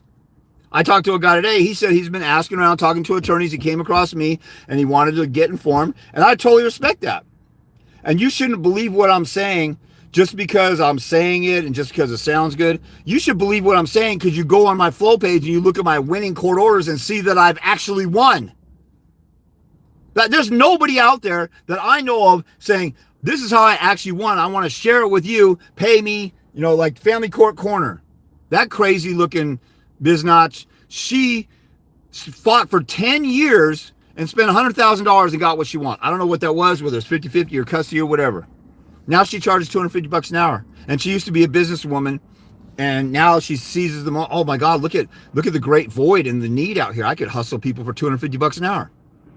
I'm 1/3 of the cost of her, and I'm sharing way more. She's not even sharing any free information. She just does these little girly little memes where she just points to a quote and there's some music playing. Doesn't even give you any free stuff. You guys could literally, if you really dove head first in this stuff, there are some guys who watch my stuff, my free stuff, and they go into court and they win. Like, there's this guy in Chicago. He did a podcast on somebody's show in Europe, and they tagged me in it. He said, yeah, I watched your podcast, to the guy. And this guy, what is his name? How I Got Custody over there in Seattle. And then I went to court and I watched some court hearings and I just studied. It was me spending time with my boys, working out and working. And he made it his life endeavor to get ready for his case, and he won at trial. And I was one of his main resources outside of just diving in, but he put the effort in. Anybody who takes my information and does it, it's 90% what you're doing with the knowledge. So I never say, People say, oh, you saved my case, you saved my life. I'm like, no, I didn't. You went and did it. I just gave you, like, here's the method to do it. Just like a personal trainer. If you get in shape and get ripped and you lost 100 pounds over a year, and then you go say, you saved my life and this and that, the personal trainer will tell you, you put in the work. I gave you the guide or the platform of what's worked for thousands of people. You did it. Okay, let's get back to the comments. Juan Mendez. Did your baby's mom give up before trial? So you could say she gave up before trial. But even after I got physical custody of my daughter, the guardian ad litem wouldn't sign off on the order. So I had to go to court and fight the guardian ad litem to get the order signed off on. We should have been able to settle it. It took 30 days to be able to do that. So I still had to fight even with that. So JP says the step parents should be held accountable for not fostering a healthy relationship. Or at least knocking some sense into that parent. Oh, you're talking about with the guy, well, simps are going to be simps. That's why the bio dad is the one who has to stand up. There's nobody else that's going to help. Nobody's on your side. When I went to court, I was alone. I had a couple people who wrote declarations. One guy who's a godsend of a friend. I owe him my life for this one. He came to court and he got persecuted by my baby's mom. And we all used to go to the same church, and he used to do stuff and serve them and did stuff for them. And this guy is a relatively famous guy. He's beloved and respected by a whole bunch of other people. And my crazy baby mom and her fat, ugly sisters, they're all, as far as I know, they're all still just single right now. They're all single. And then they're taking care of their elderly mother who taught them to be strong, independent women who hate men. So you got about 4 single, independent, strong women who are going to die old maids in their little old maid pack. Those guys talk crap about my friend who testified, and he didn't even bash the mom. He's like, I'm just here to talk about how James is a good dad. I got daughters. He watches my daughters. I've seen him with his daughter. And they attacked him. They slandered him. They tried to ruin his reputation, which nobody could do because he's a pillar of the community. But outside of that, I was alone. And even though he wanted to be there as a friend, when he could, he was able to be there for one of my defending against restraining order hearing. I had the judge commits the first hearing. He came to the second one, and that, he wanted to help and do the right thing. And if I would have got a restraining order against me, that the thing probably would have went a different way, and the mother would have had more leverage. But for me to not get 5 days a week visitation like it. My biggest accomplishment was early on in my case. So the person asked, did my baby's mom give up or whatever? My biggest accomplishment probably was going to court and getting 5 days a week visitation, because I revolved my life around my daughter and I worked at night. So I'd be her daycare during the day. And the judge still didn't even give me 8 hours. She gave me 4. Daycare half, you half. And if I would have known what I known, if I knew then what I know now, I would have destroyed that. I didn't even know about reconsideration. I was just glad to get 5 days a week visitation and go from nothing to that. After I didn't see my daughter for 40 days. When the mother got an attorney, the attorney said, you better let him see the kid for a couple hours. I should have taken the kid all weekend, but nobody even told me that. There's nobody out there telling me the stuff that I'm telling you guys, and I got 5 days a week visitation, and I ended up getting the mother found in contempt and fighting off a restraining order, and then getting full custody, and I had literally 1% of the information I'm giving to you for free, and I still got bitch-ass faggots like this dude. What's his name? Eric Barron, E-R-I-C-H, or Barone, hating on what I'm saying. I mean, you're always gonna have haters and stuff and critics and stuff like that, but it's just amazing to me. Dads have all this. You have all this free information, and information overwhelmingly bomb the mother. Just think about if you went to a war, and you're going to a third world country, and you got tanks, and you got all the firepower of the U.S. military, and you go to a third world country, and you go out there. And you just go out into the middle of the battlefield against these tribal folks, and they got spears, and they got, I don't know, what do they call it? Where they're launching like fireballs, and they got arrows with fire and stuff like that, like in Braveheart or whatever. and you go out there with a squirt gun or something. That's what dudes are doing. And you got all this stuff at your disposal right here. But see, what it takes is you to put some time into it or effort or get a paid consultation with me. If you don't like me or my tone, you don't care about your kids, because you know I'm telling you the truth if you sit down and really think about it. And if you're not, you don't have to talk to me to look at all my free resources that are available to you. I got links in my flow page to different states, and people call me or text me and say, I'm in this state. Have you ever helped anybody? I said, yeah, have you been watching me? Oh, I've been watching you 3 or 4 months. Did you see my links to my flow page to Texas or Florida? Oh, no, I didn't see that. You're a lazy bum. You don't deserve your kids because you don't even look at free stuff that's at the fingertips. I had to go to law libraries and drive down there and pay for parking and get out and look for books in the law library. You guys got this stuff at the click of a mouse. The easier it is, the bigger pussies you guys are. And that's not every one of you. I'm talking about men in general. And then I'm sitting here giving out free information when I could be doing something else. I got plenty of stuff to do. I'm a caretaker for my mother who has early onset dementia. I'm co-guarding my sister with Down syndrome. I got a few other people who literally really depend on my daughter. Still depends on me here and there. I got people pulling and depend on me all the time. And I'm out here giving you guys free stuff that would cost you thousands of dollars if an attorney told you. But the attorneys aren't even going to tell you that. And then you got a little faggot like Eric Barone saying, that doesn't mean shit. Go ahead, keep losing, bitch. You will. When anybody criticizes me, I ask them, okay, what? Or they come in and say, well, this is how you got to do it. Okay, show me some wins. I never get an answer for that. Show me some wins that are considered. I get up here and talk about what actually worked for me and thousands of other people. And then somebody says, well, you got to do it this way. You got to object to the jurisdiction. You got to, okay, tell us, show us the orders that you won with that. And they don't say it. All they do is have some legal knowledge, and they're thinking, ideally, the court system should be like this, and they might be right about an issue. But I deal with reality. Getting your kids. Do you want your kids or not? Do you want to win some legal argument about the treaties with the Moors or the sovereign nation bullcrap that's never worked for anybody in the history of the court system that I've ever seen? Do you want to win that moral victory so that in 80 years, maybe the courts will start recognizing it when you're dead and gone? Or do you want your kids, dumbass? Can't believe how dumb these people are. If you guys should do a little thing here. You should type in Cole Robinson snake diet and watch that guy talk to people about dieting and being disciplined and getting in shape. You guys think I'm bad? Go watch him. And he's actually saving people's lives and turning people's lives around. Now, some of the stuff he says is controversial. Some of the stuff he changes his mind about. But he's ripped and in shape. And he's gotten fat on purpose, and he got ripped in shape afterward. So he has the proven results. So he knows, but you can't say you don't know what you're talking about. That doesn't work, because he's evidence of it. Look at me. Look at my pictures of me and my daughters on my social media. One guy said, how come we're not seeing pictures of your daughter? And, oh, those are old. She was just a baby. Well, I did a video recently on YouTube where I showed pictures of me and my daughter recently, and nobody watched it. So I deleted it.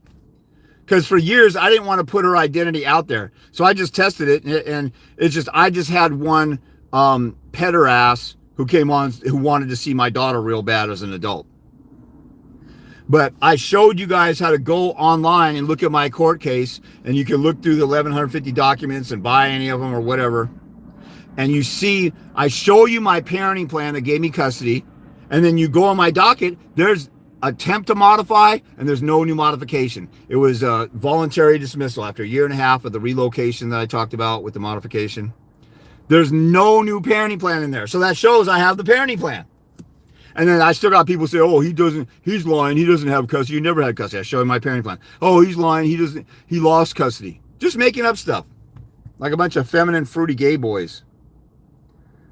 So that was the step parents question. When I caught my baby's mom living a double life, she left and left me to raise our child. I filed for custody, and the judge put me on trial even when there wasn't even a counter petition. You should have done a default. If you served her, I'm curious how that went. If you served her, you should have done a default.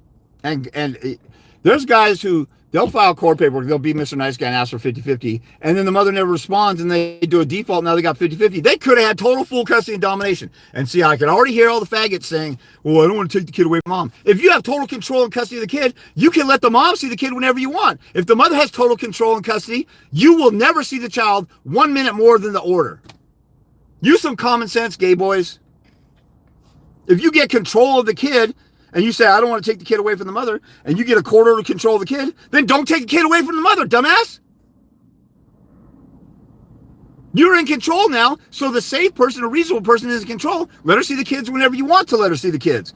Guys are so freaking stupid. If I get total control of the kids by court order, I don't want to do that because I want the children to see the mother. If you're in control, let her see the kids because you're in control, dumbass. That's like saying, well, I don't want the car just in my name. I want my friends to drive it too. Go let them drive it. So stupid. I'm in a good position currently, but still want to maintain primary and acquire decision making. That's red and black. I mean, that's what should be happening. But you should be scaring her in your negotiations outside of court and getting ready for trial. And, you know, I don't know the details of your case. I'd have to know the details of your case to know more about what I would say in that situation, what I would do. Did you go to trial pro se or with a lawyer? I never had a trial. So I guess I kind of answered that. Juan Mendez. So the initial custody battle, the mother surrendered after I beat the snot out of her. Like I said, my biggest victory, even with the Court of Appeals victory, my biggest victory was getting a temporary order to give me 5 days a week with my daughter after I hadn't seen her for 40 days. We live 3 blocks away. I got 5 days a week, and then the mother moved like 10 miles away, about 25 minutes, 20 minutes. But I got that 5-day-a-week visitation, which allowed my daughter to get to know him. It was better than every other weekend and overnights because she had that ongoing bond with me repetitively, even though it was shorter. That was my biggest victory probably in the history of my case. Like I said, I've been in and out of court for 20 years in my case. Contempts, modifications of child support, modification of the parenting plan attempted by the mom. So the first 4 years of my daughter's life, we were in court for 3.5 years. In and out of court for 3.5 years. 3 years, I'm sorry. My baby's mom calls the police on me for wellness checks every time I have my son, and the cops are a mix of nice and hostile. Should I file a restraining order on her? You should press charges for the crime of false reporting if she says that you're abusive. And then, when they come to your door, do they say, will you let us in and search? And you could say, no, I'm tired of this harassment. I want to report her for harassing me. Or if you guys have the possibility of doing any kind of blockade on that from now on, she's abusing this system. And I'm tired of her using it to harass. So no, I'm not going to let you in. You don't have a wellness check. You don't have to let them in. Do they have a warrant? No. I have a video on YouTube talking about how I deal with the cops and CPS. I have a free pamphlet in my flow page telling how to deal with the cops and CPS. Download that and read that. Malibu Dallas is great. It's kind of the same principle. He's the best guy I know. Malibu, just like the cities, Malibu and Dallas. Malibu Dallas on Instagram, TikTok, YouTube. He's mostly big on TikTok.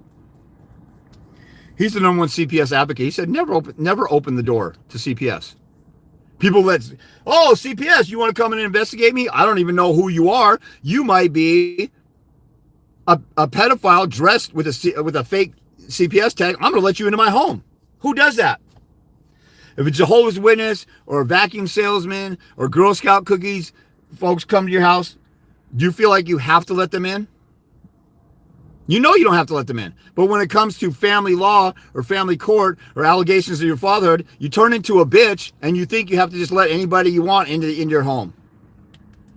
Don't do that. They come into your home, you're innocent. Oh, I'm innocent. I got nothing to hide. And then they go and find something. Oh, the fridge isn't that full, so you're starving the kid. Or this or that. They'll look for something. You start talking to somebody. You know what you have the right to do? You have the right to shut the F up when somebody's accusing you of something. But everybody wants to just run their mouth and babble and talk on and tell what a good person they are. You're already innocent, so what are they doing at your house? Go get a warrant. Do it why don't you just do this and do it the easy way? Why don't you do it the right way and follow your oath and do what you're supposed to do and follow the Constitution and go get it? What's so hard about that? Oh, you're being difficult. Yeah, it's difficult for me to say you should do this. If I'm a commercial driver and I'm driving 90 miles an hour and somebody says complains to my boss because I got my company logo on there, this guy's driving erratic, out of control, or speeding, I can't say, well, they're just being difficult. Why don't you just follow the speed limit or get close to it? Why don't you just do your job?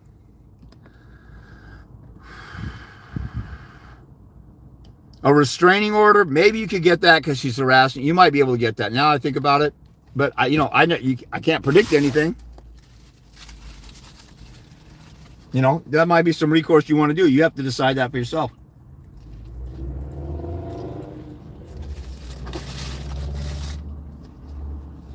That's harassment. That's coercive control, trying to disturb your peace. But you should also be going for full custody in court because of her abusive use of conflict and harassing you.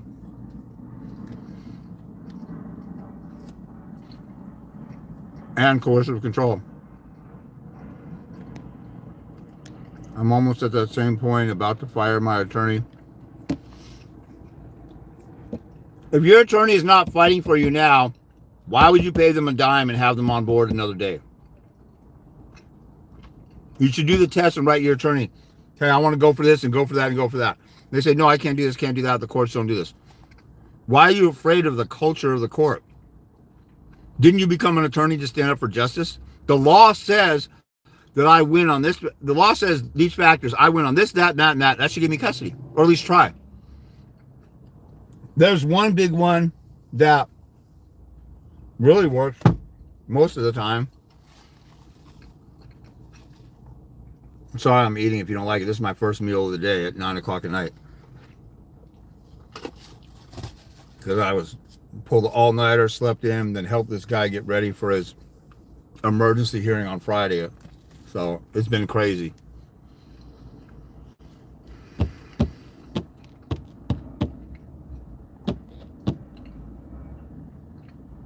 And then I had 4 out of the 5 people that depend on me regularly needing help from me today. So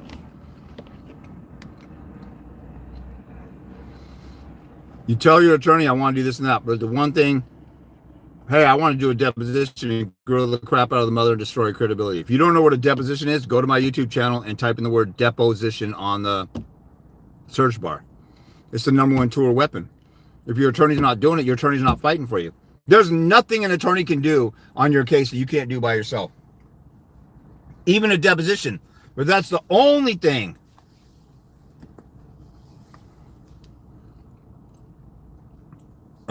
Outside of sending subpoenas to get stuff because they might not let you do a subpoena for trial or hand over records. Although I've done subpoenas. The lady I was back and forth, I told you guys I got a domestic violence sex warrant against this chick, and then she kept trying to do one against me and kept losing until she told the judge, F you, judge, I'm not leaving without a restraining order.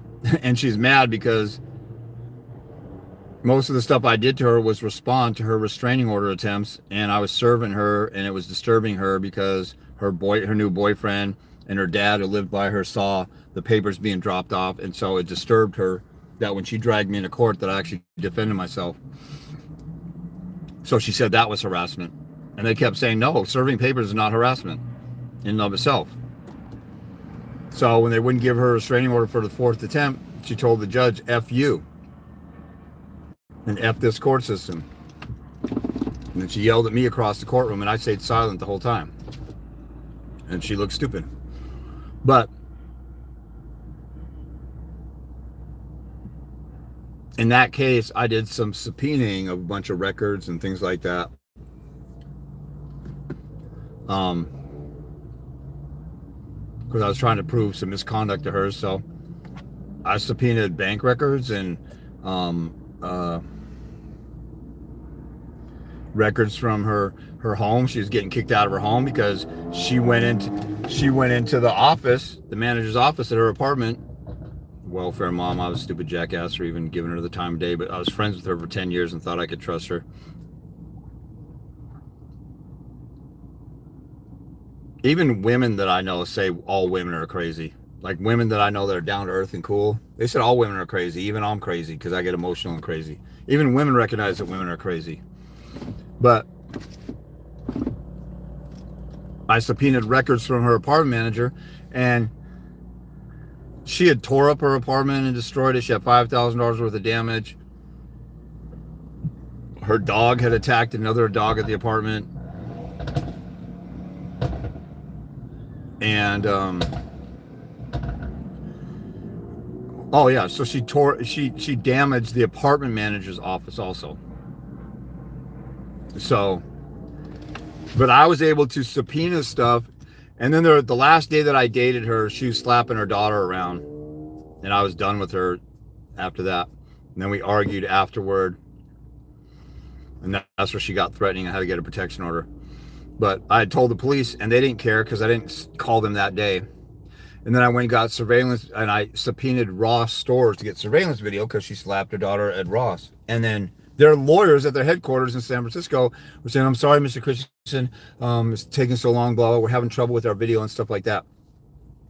So I had those guys answer me. So you can do everything, and I hadn't had that much experience doing subpoenas like that before. You can do everything yourself. Now, I went and won custody, got custody, and won a bunch of hearings early on, representing myself. Later on, I thought I needed an attorney. It turned out I was wrong. I did all the briefing, all the writing, briefed my attorney on what to say in court.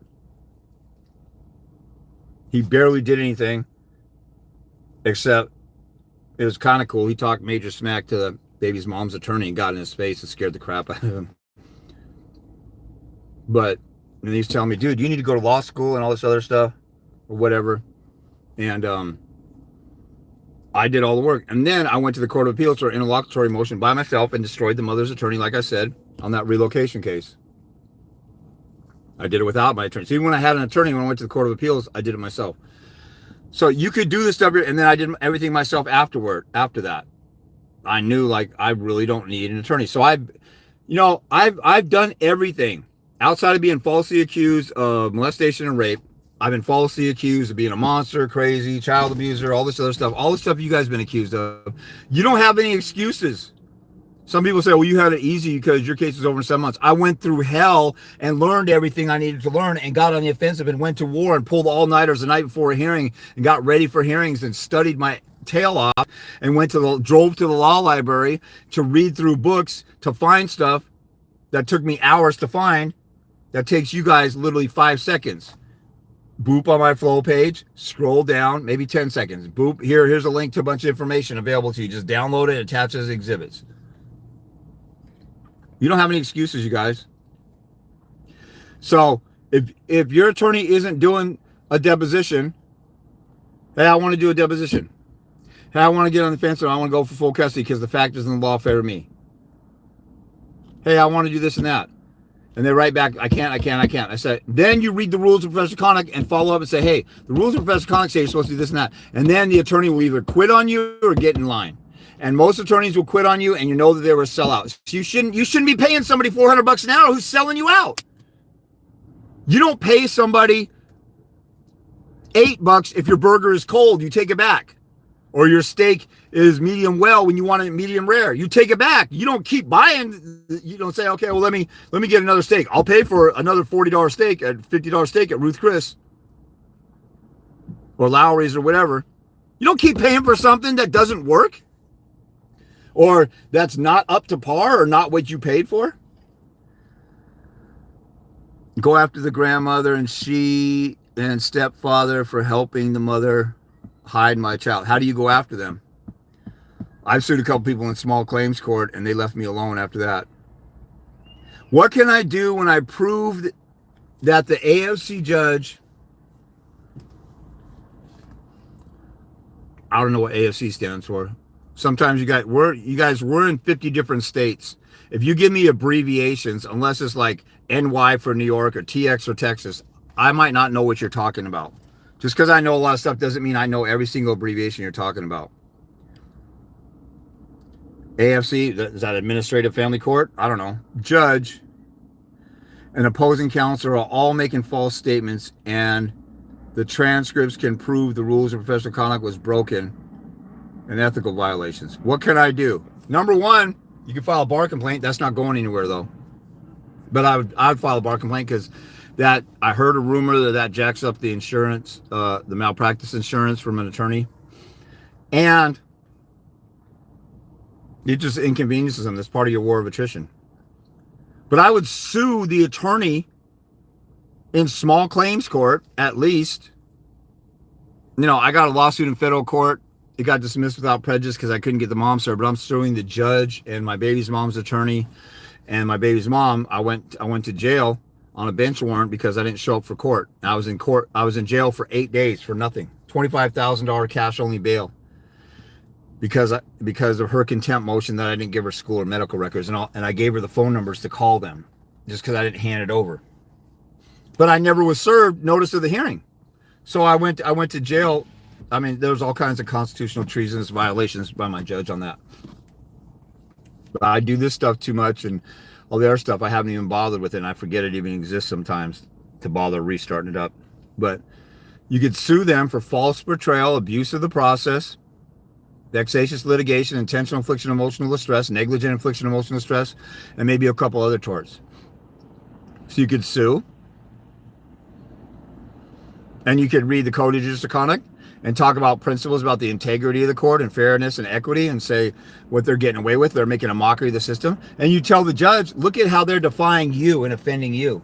That's what I talked about earlier, like flipping it on them.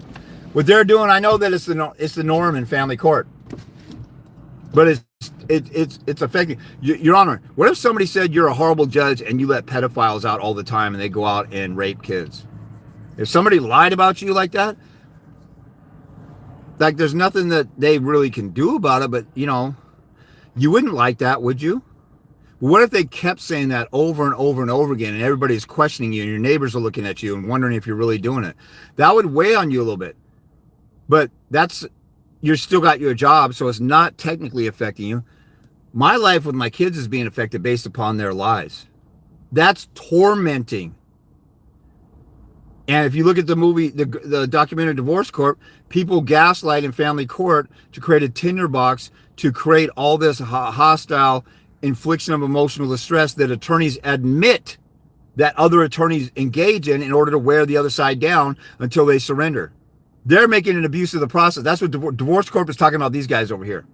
I'd talk like that about them in court. And then I do a video on the attorney, like, or protest them near their house or whatever. That's me, though. There's not even an affidavit of service for the counter person or counter petition for it that was filed. And this transcript doesn't even show the judge or opposing counsel mentioning it. The judge, did you mention it? If you're waiting on the judge to find something that you notice, your whole purpose of going to court is to point stuff out to the judge that they have to notice. And then if they disregard it, you have to tell them how important it is in the interest of justice, the integrity of the court system, and not to be a treasonous judge, and to follow the Code of Judicial Conduct, the fairness and equity, for you to have due process and not have a void reversible error. Use the phrase reversible error. That's reversible error. Reversible error means you're going to get reversed in the Court of Appeals automatically because it's obvious that you screwed up. You can't be abusing your discretion. You have to take your job seriously. You can't take it lightly. We, the voters, voted you in. Read the Code of Judicial Conduct. You guys have to know all this stuff. The preamble to the Code of Judicial Conduct says it's the judge's job to maintain the public's confidence in the judicial system. If we don't have confidence in the judicial system, our democracy falls apart. We really have a constitutional representative republic, not a democracy. Democracies lead to tyranny. But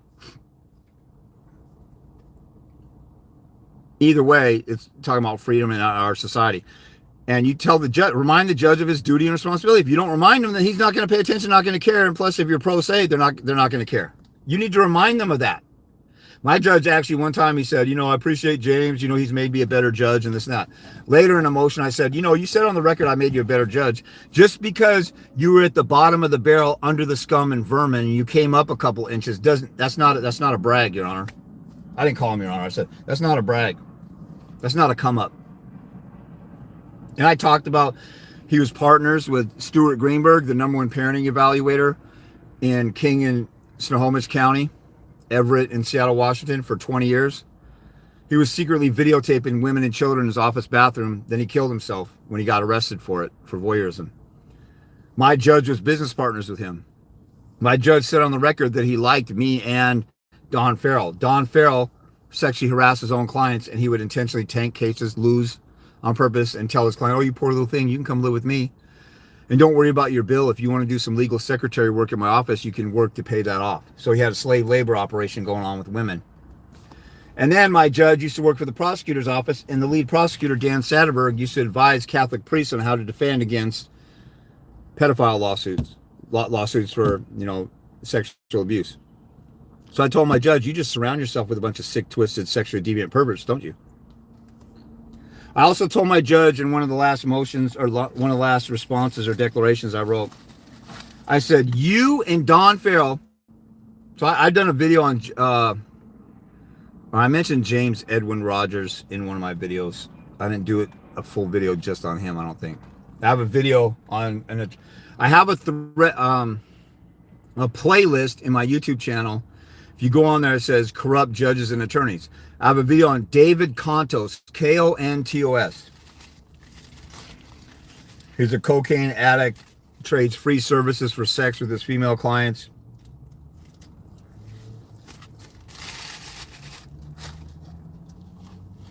Got caught having sex at the courthouse. Then they made him a substitute commissioner, family law commissioner.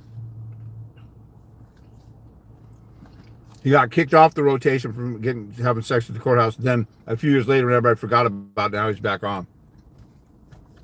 I did a video on him, and then I do an extensive video within there about my baby's mom's attorney.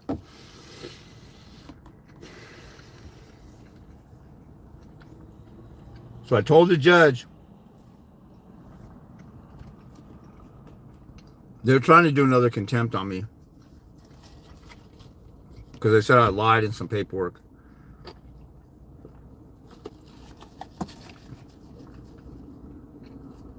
I said, you guys just won't stop. You, Judge, and Don Farrell both hate me. Obviously, he hates me. He called an Asian attorney a lying C-word, and you like him. He intentionally tanked cases for female clients, and you like him. But you like all kinds of sexual deviant perverts, like your buddy, Stuart Greenberg. By the way, if you guys, I did a video on this guy. If you guys Google Seattle Times Stuart Greenberg, S-T-U-A-R-T, Greenberg, B-E-R-G, I think. There's an article on him. He's the #1 parenting evaluator. If the best the county had to offer was a sexually deviant pervert who secretly videotaped women and children and then videotaped himself enjoying the videos, and then wrote a suicide note saying, I've ruined so many lives, I'm sorry. If that was the best the courts had to offer for parenting evaluations, and he actually married a judge too. They're all in the family. It's like an incestual thing in family court.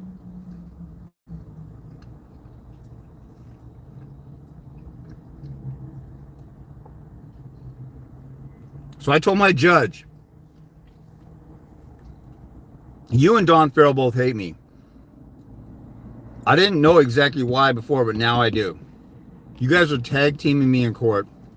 He's dragging me in court for frivolous motions. Obviously, I got Judge Jim Rogers reversed in the Court of Appeals.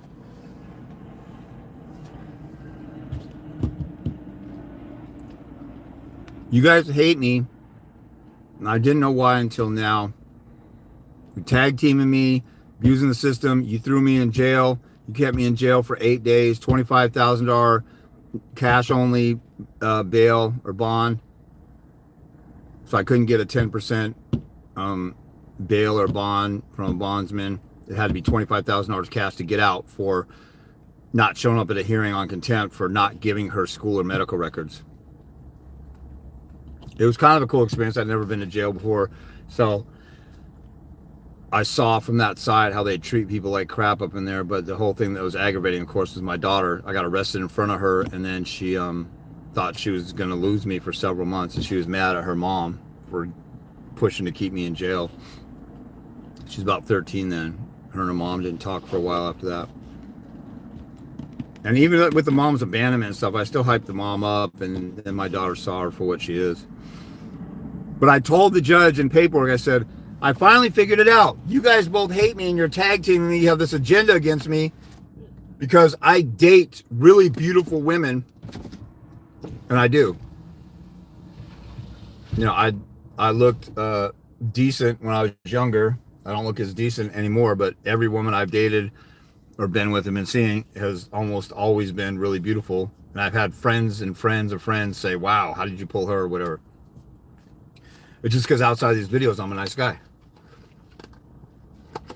I told my judge, you guys hate me because I date really beautiful women and you both have hideously ugly wives. And they do. And I had a website before, howigotcustody.org. Some of you guys know how to look up ghost, do the ghost thing and find old websites. I had a whole page on my judge, and I had a picture of him and his wife and their address and his birthday and driver's license number. And in my video, I have a picture of Don Farrell and his hideously ugly wife. And they knew it was true. Even when I was in jail, the lawyer that I had was a really pretty lawyer. Like, they were kind of in awe. Like, you could see the way they looked when she walked in the room when I was in jail. I had to get a lawyer when I was in jail because I had to have somebody do some stuff outside of jail. But I still took better care of my daughter while I was in jail arranging that, and the mom had moved back to Seattle by that time, and she didn't visit our daughter. She could have picked her up at school and just nabbed her, because by default she had the kid if I'm in jail, you know, but she still didn't do that. Anyway, that's enough of that. There's not even an affidavit of service for the counter petition or summons. Okay, well then challenge jurisdiction on that. If you said the judge doesn't care, say the judge doesn't. How come you don't care about the basic fundamental things of? So now if you got served, then it's just a matter of somebody writing that down. So they might assume that, but the judge doesn't care about the basic fundamentals of that. That's like an umpire calling strikes when the ball is a foot off the plate or a foot outside.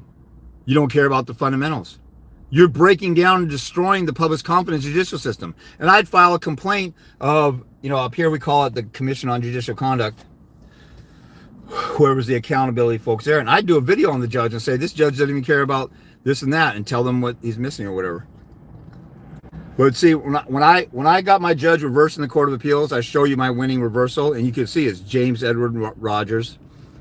I emailed my winning order, my winning appeal to everybody at the courthouse. Every bailiff has an email, every assistant to the judge, and a couple other people. I said, I said, Judge Jim Rogers can't read the law.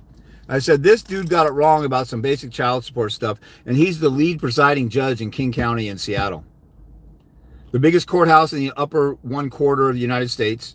You know, you got the United States here, you got Minnesota in the middle, and then you got San Francisco. Like, here's the United States. Here's Washington up in the upper left corner. Minnesota, if you made a rectangle to San Francisco, go down from Minnesota to San Francisco. Seattle's the biggest city in this upper quarter of the United States. And he's the lead judge in the biggest city and biggest county above San Francisco and west of Minneapolis. And he doesn't know some of this basic stuff, and I got him reversed. And then I said he hates my guts and he's totally incompetent. Because I want everybody at the courthouse to know how incompetent he is, because I want to go inside of his undisturbed bubble, and I want him to walk into court and everybody looking at him and he's like, what's everybody looking at me for? And him be embarrassed and him to feel the heat.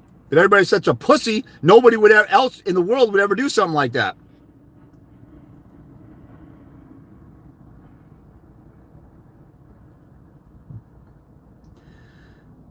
When I get a bit discouraged, your voice enters my head that says, you Pab, don't you dare give up. You know, the Pab stuff is a wake-up call for the guys who don't know. And then the guys who watch my stuff and don't care. If you're watching my stuff and you're serious about it. I mean, even Joe Rogan talks. I mean, Joe Rogan probably could. I saw one MMA fighter said, Joe Rogan has probably the second best kick or strongest kick he's ever seen. Joe Rogan could probably whoop the ass of 99% of people on the planet. And he says every morning he has to deal with something, or almost every morning he has to talk to his inner bitch, he calls it, and do stuff he doesn't want to do. So, you know, when I say what I say, I'm not beating up on somebody. So every time you don't feel like doing something, not feeling like doing something is not the problem. Let me make that very clear. If you don't feel like doing something, I don't feel like doing this video right now. But I was thinking, I haven't done a live in a while. I haven't done a lot of YouTube videos lately, or I haven't got around. It's easy to get on TikTok and do a 10-minute video.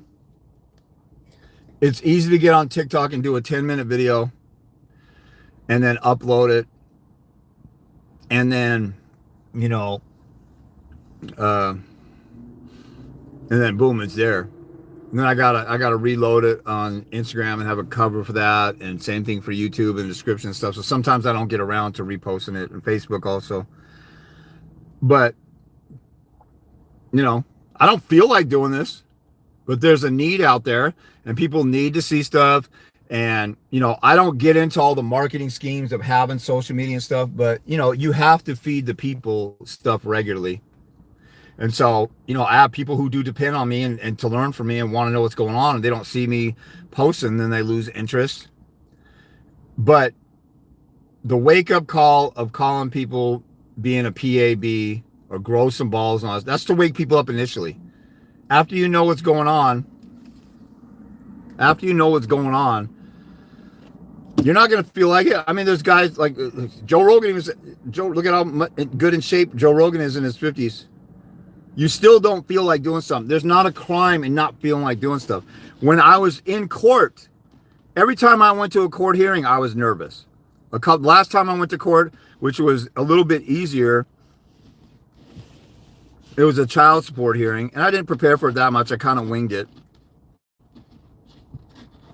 I did a little bit of study on some stuff. I could have done a better job, but I already had made my case. So, and it was college child support. It was a little extra thing. And my daughter's not really a college type, so it panned out. You know, it worked out that, not say worked out, but she, you know, we and she aren't in debt for college stuff because, you know, college just isn't her thing. And I don't think it's the thing for like 80% of people out there. It's total bullcrap. But,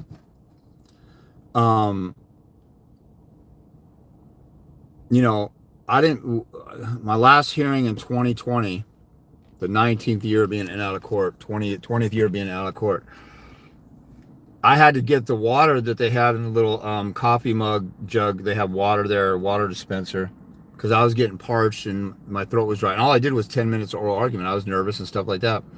The mother, her sisters, or big fat cows are sitting in the bleachers, or the, you know, the rows, the pews, the church-like pews that they have behind us. The mom, her attorney.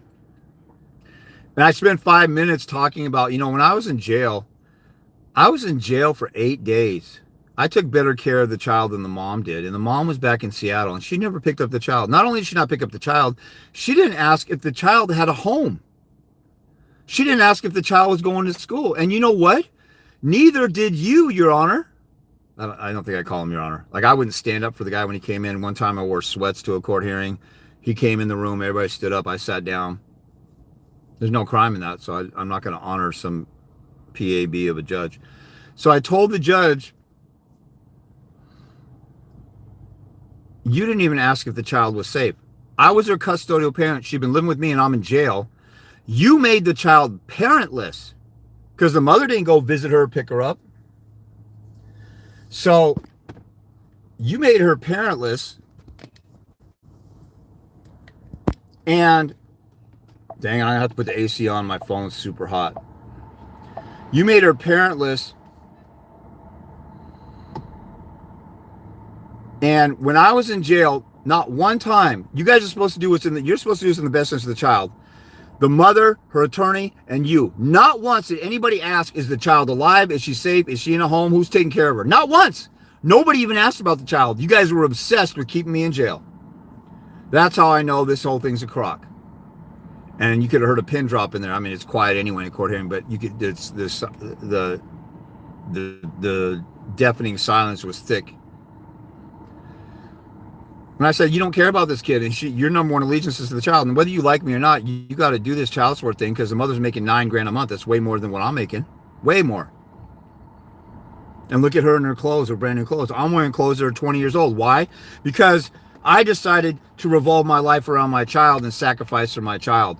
The mother decided to live her own life on her own and sacrificed her child and had no interest in her child. It's about time that she finally supports the child.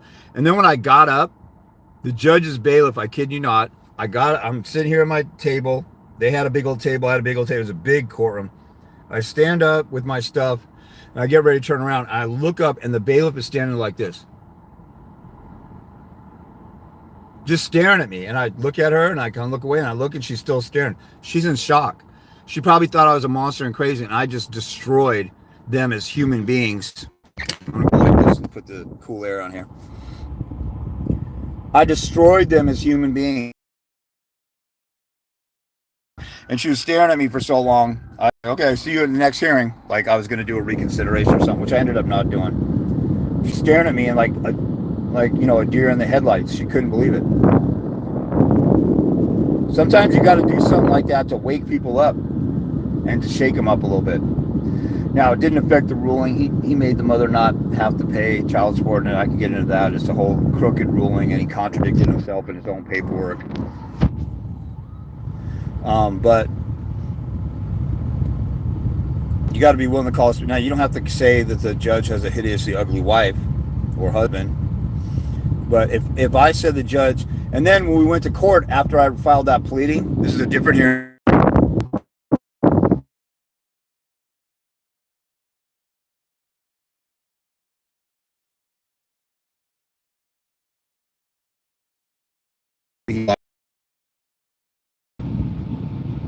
Let me try and see through the questions real fast. I finally AP 11P Bill Garage. I don't know if that's a silent J. My attorney stopped me for being behind when he knew I was getting a settlement for my mom's death, and then I had to represent myself due to my new attorney needed a continuance and the judge denied. I'm not sure what you mean by. I worked at McKinley Irvin.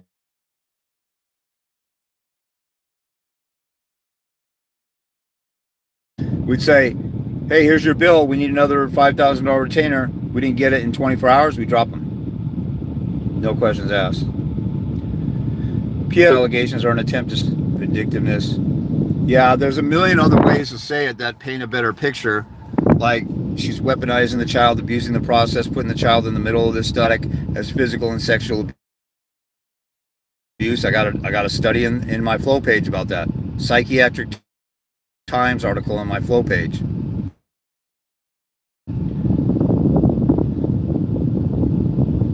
Divorce court that says false allegations are the common silver bullet, and attorneys acknowledge that other attorneys tell their clients to lie about false allegations. And this has to stop. We're living in, the new Jim Crow is Jim Crow against fathers. The South, they used to, black folks left and right would get the death penalty and they didn't even rape that white woman, but they're so emotionally charged because of the culture of the courtroom and the paranoia of black people going around raping white women and beating people up and doing drugs and being animals. The culture of the court was what made for the bad result. Not that the black folks didn't have due process rights. They had the same everybody else did. But in reality, they're facing the people, the powers that be, just like we're going to deal with anybody in power and corruption or whatever. So now we got a Jim Crow thing where men are second-class parents. And they're presumed to be every other weekend dads, and that's good enough for kids. When all the science says that's dangerous. You need to go into court, every single one of you. My court order is dangerous to the child. What are you going to do about it? You're supposed to do what's best for the child, and you ordered something dangerous. And use the science and know how to argue. If you don't know how to argue, get a consult with me.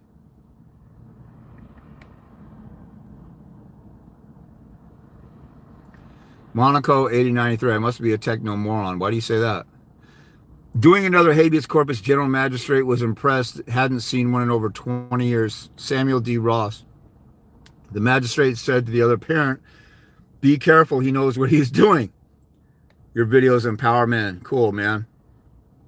That's good to hear. And see, you do that enough that my judge said on the record, James has maybe a better judge. Like he knew he can't F around because, and it took him a while to wake up. At the last hearing, when I was talking about the child support thing where the bailiff was like, oh my God, you really are a decent guy. You're not the monster everybody said. At that hearing, The judge, I said, you need to kick the mother's sisters out. He said, your time is going, Mr. Christensen. I said, you're not going to kick them out. This is a sealed file matter. They're not allowed to be in here. Every single other judge in this entire courthouse kicks people out for stuff like for them being here. They can't be here. He goes, your time is running. I said, oh, so you're the only judge in the history of this courthouse that doesn't follow the rules. Okay. I said, oh, I get it. You don't want to say anything on the record because you know that you'll say something that'll get you reversed in the Court of Appeals. So you're playing it safe. That's really cute, Your Honor. So I told him that. This is just a human being in a robe. And if they're not doing their job, you can call them out for it. Just like if the sentencing limit on an assault was 5 or 10 years and a judge gave you 12 years, the attorney would be screaming bloody murder and jump up and down and say, you can't give him 12 years. The sentencing range maxes out at 5 or maxes out at 10. You can't do that. You can tell a judge that they can't do something if the law is clear on it. Adult supervision says empowers everyone, not just men. I got plenty of women. I've dealt with grandparents' rights too, which is kind of fading away, or males rather. A republic, if you adult supervision says everyone's benefiting from the stream, hit the like button. I guess I need to be telling people that. I don't know why when you go on YouTube, everybody says, hey, subscribe and hit the like button. Could you really subscribe? I guess people just watch their video and they don't think of it until they say it. But I'd rather stuff be as organic as possible.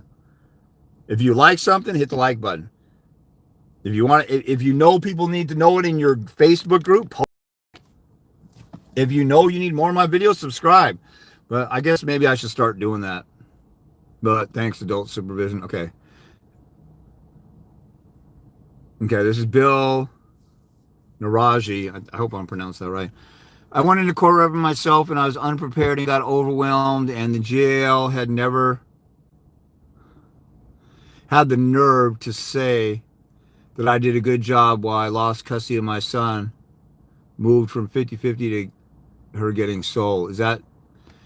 Well, if that's your final trial, that's what you're stuck with. But if that's a temporary order, you may want to get some help before trial comes around. Adult supervision, not everyone wants to win. Right. Winning is losing for some people. Masochist. Okay. Thanks for what you do, RL. You're welcome. James, I must say you're correct on the power of the post-judgment motions even before appeal. Sometimes they're necessary or helpful in setting up a winning appeal, even modification. Yeah, exactly. And if you don't know what adult supervision is talking about, every state has the option of doing a motion for reconsideration going back to the same judge. In most states, you have a magistrate, friend of the court, couple other terms. For a low-level judge, it's not a full-blown judge. They can't do trials. Only judges can do trials. In Washington, we call them commissioners. So on the family law docket or the family law calendar, we have family law commissioners, which are appointed by judges. So those people go to the same wife swapping orgies and drug and alcoholic parties. You know, I just saw a video on TikTok. This lady admitted, yeah, we hang out with judges and we lawyers hang out with each other as a small community. Well, we're professional and we don't let that interfere with whatever. That's impossible. If you're buddies with this attorney and that attorney, and you motion for civil rule 11 sanctions against one of their buddies, they're going to be hesitant to do that because they don't want to punish their buddy that they hang out with and go to lunch with. The lady was telling on herself, and I did a video and I got it banned because I was pissed. But I probably need to redo that one. Anyway, reconsideration appears within 10 days. So if I go in front of a commissioner, if I lose, I can do a revision up to a judge, like I did my first try at visitation in family court after the restraining order stuff was done. I got 0 visitation from a pro tem substitute commissioner because they had a substitute that day, a lawyer on call to do commissioner work. Deborah Bianco, she's in it. I need to do a video on that psycho biatch. So I went from a commissioner to a judge and got 5 days a week. Same courthouse. Isn't that amazing? Same courthouse. I got 0 visitation. I can't give you any visitation to 5 days a week. But now I know better commissioner, I stay with the commissioner. I do a reconsideration back at the commissioner, and I might do another reconsideration, and I'll get all the evidence in and the argument to set it up for revision so I have everything in. Now, I had a pretty good thing where I had about everything in I need to originally, but I'll do all that, and then I'll go up to a revision for a judge, and then if I don't like what the judge says, I'll do a reconsideration, maybe one or two, and then go to the Court of Appeals if I have to. When I won my reversal in the court, I won two different types of appeals: an interlocutory decision and a reversal of. Interlocutory is going in the middle of a case. Petition, trial. Bad ruling in here, I go up to appeal and say, we call it a motion for discretionary review. Will you use your discretion and come down in the middle of this open case? It's so egregious, I need you to come down and accept review. There's a hearing to accept review. I got review accepted, which means I was going to win. So I taunted them, do you want to go and get your ass handed to you, or do you want to just drop the case down below? That was the modification relocation.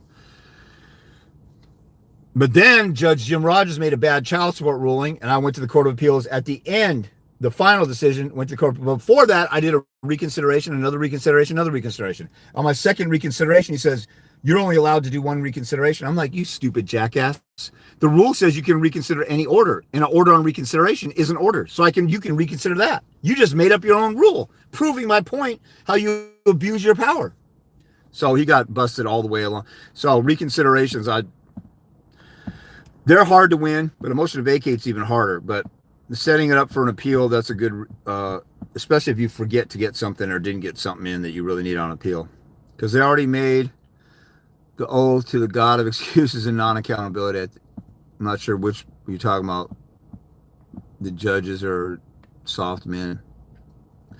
00711. Barbara and Yvonne, a.k.a. the Coven.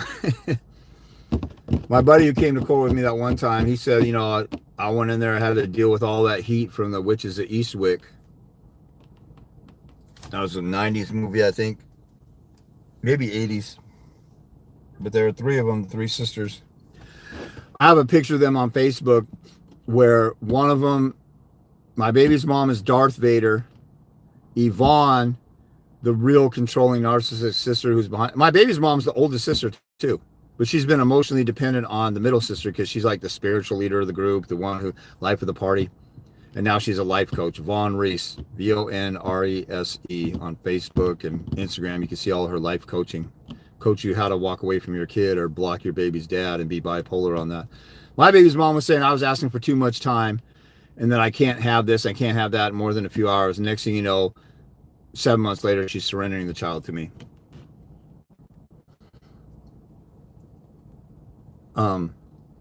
So I used to, on Facebook, I had a picture because I remind people of their legacy. These people tried to destroy my life with my kids, so I remind our mutual friends what they did to me.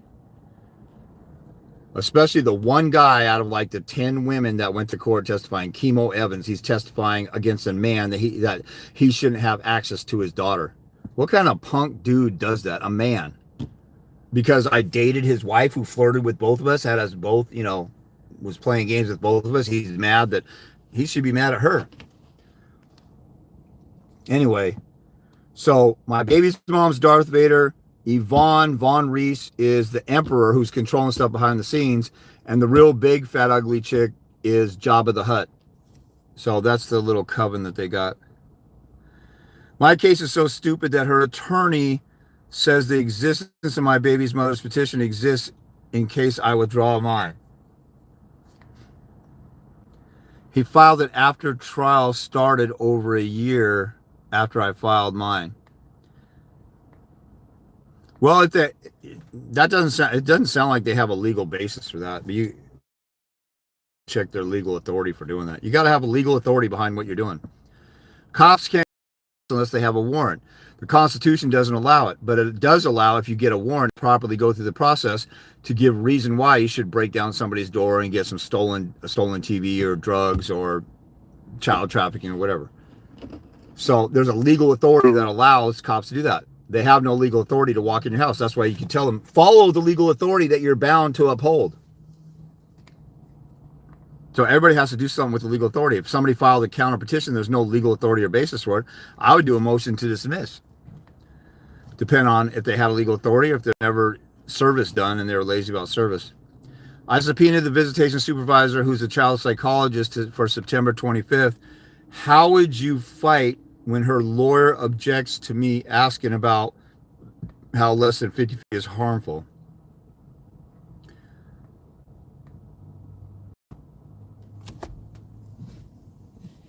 I assume you're saying, how would I argue if they try and stop me from... Are you talking about questioning the psychologist? You don't even need a psychologist to testify to that. I got materials that have, especially if you have a kid that's 4 and under, the free materials on my site. Let's see, I'm trying to count. One paper has 111 psychologists signing off on it. Another paper has a medical doctor and extra, so 112. Then the other one has about 16, 17, 18, 19, 20. And those things are like papers that are written by, let's say, 1.5, so 30 people. You have 140 expert witnesses coming to court when you submit the studies that I have. You don't need to question somebody, but if you're going to,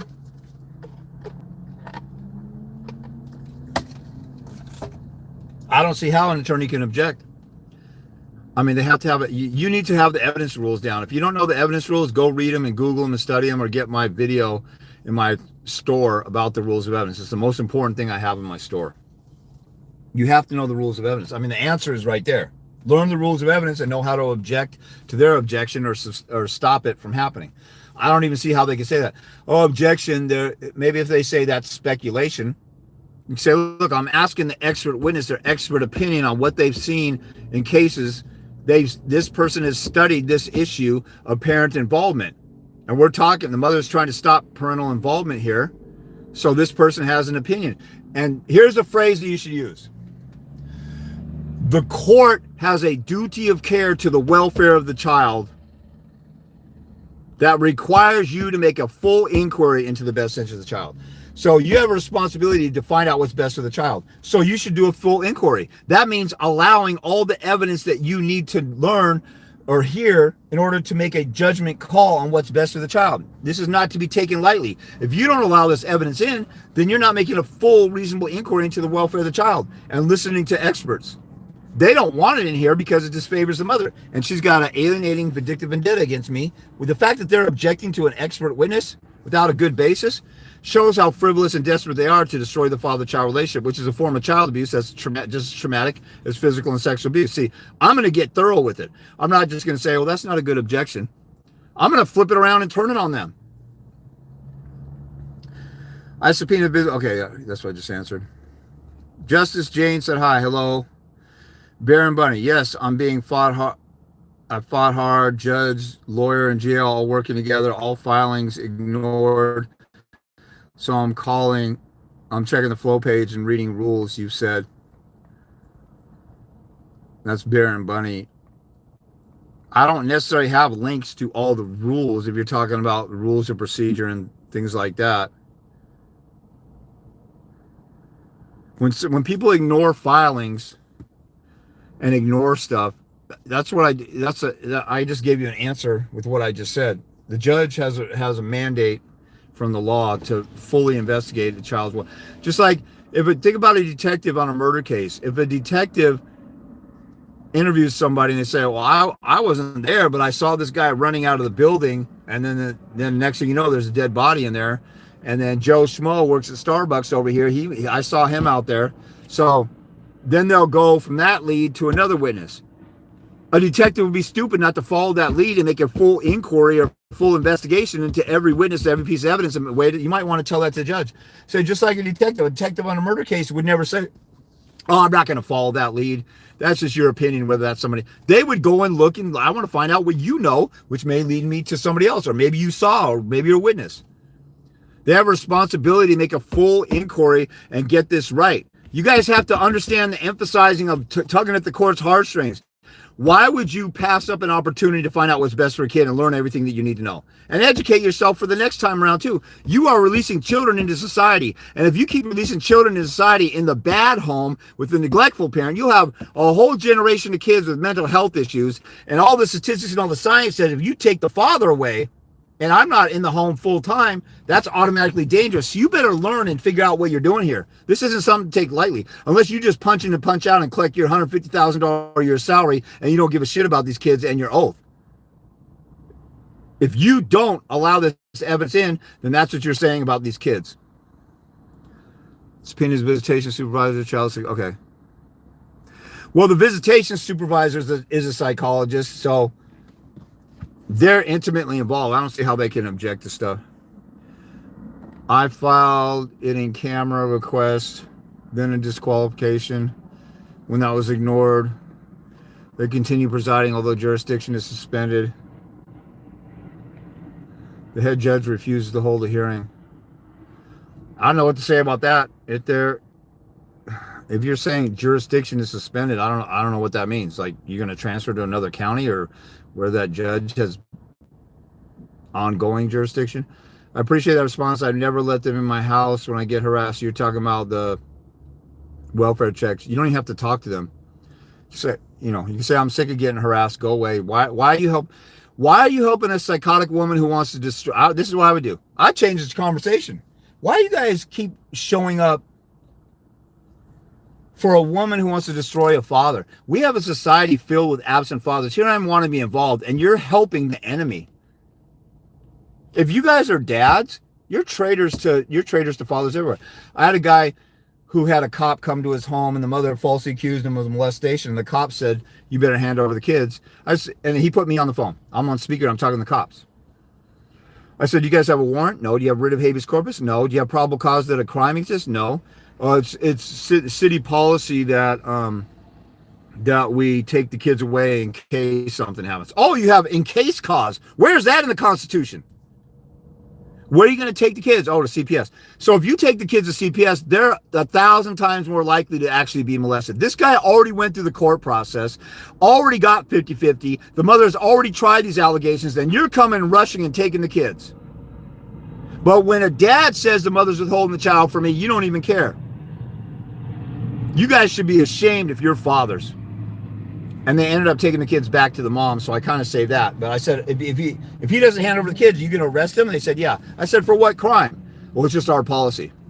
So sometimes when you confront the cops, they'll back down, maybe not all the way, but they'll back down a little bit. I had faith in my attorney, and then got back door. Now I know more. We'll be going with all the knowledge to get my son back. I'll also be getting a consult with you here soon. Okay, cool. Look forward to it, Billy. Attorney for the child is what? Oh, okay. I've never attorney for the child. There's only a couple states that call it attorney for the child, so that's why I didn't know. If you would have said GAL, I mean, they all do the same thing. Attorney for the child, usually they'll do more stuff. They won't write a report like a GAL, parenting evaluator. They're all kind of the same thing, but the attorney for the child is a little different. You can't put them on the stand, I don't think, unless they testify, which they violate all the time. My baby's mom posted a Facebook saying I'm gay, and if it wasn't my sister, would have had, and if I wasn't my sister, would have sex with me. I'm not gay, and that is straight up slander. I should file charges on her. I just don't know how the proper way. You should look at harassment, but I'd be getting a restraining order refraining her from doing that, but I also sue her for slander in small claims court. Small claim. I got invited on Judge Judy and Judge Joe Brown for the two cases that I had, but the other side didn't want to go on there. I sued that chemo and that Mary chick who works at Washington State Employees Credit Union, which had a strong policy of customer privacy, and she disclosed my information and basically said I rummaged through James's bank account.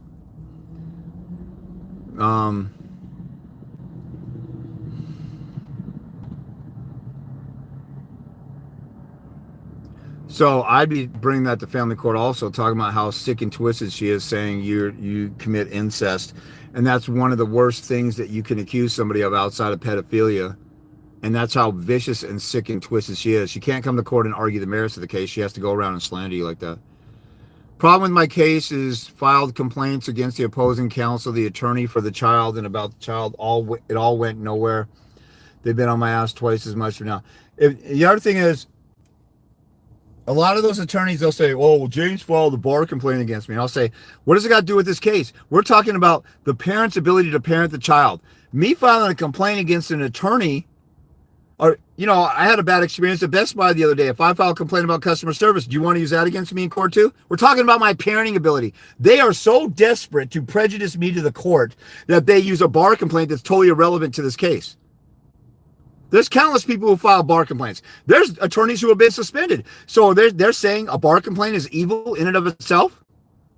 They're so desperate they can't argue the merits of the case. They're trying to prejudice me with some. And the oath of an attorney says, read the oath of an attorney. You guys can know the code of judicial conduct, the rules of professional conduct, the oath of an attorney, the evidence rules, all the state and local rules of procedure that apply to your case. But the first four things, you got to do that, because the oath of an attorney says, I will not advance any fact that's prejudicial to the other party unless it's warranted by the cause or the gist of the case or something like that. So they can't advance any fact that's prejudicial to you. Going in there and say, oh, look at, he's doing this, and that's a fact you filed a bar complaint. They're just trying to prejudice you to the court because they can't win on your parenting.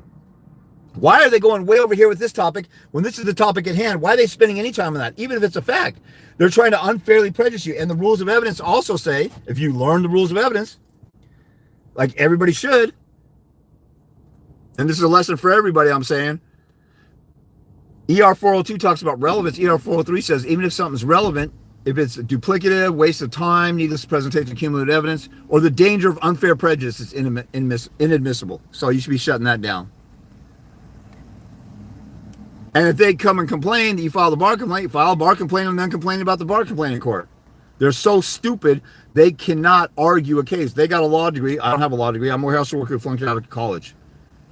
And they're coming to court saying, oh, I filed a bar complaint. My baby's mom's attorney, I filed a bar complaint. My second one that was successful, he wrote me an offer.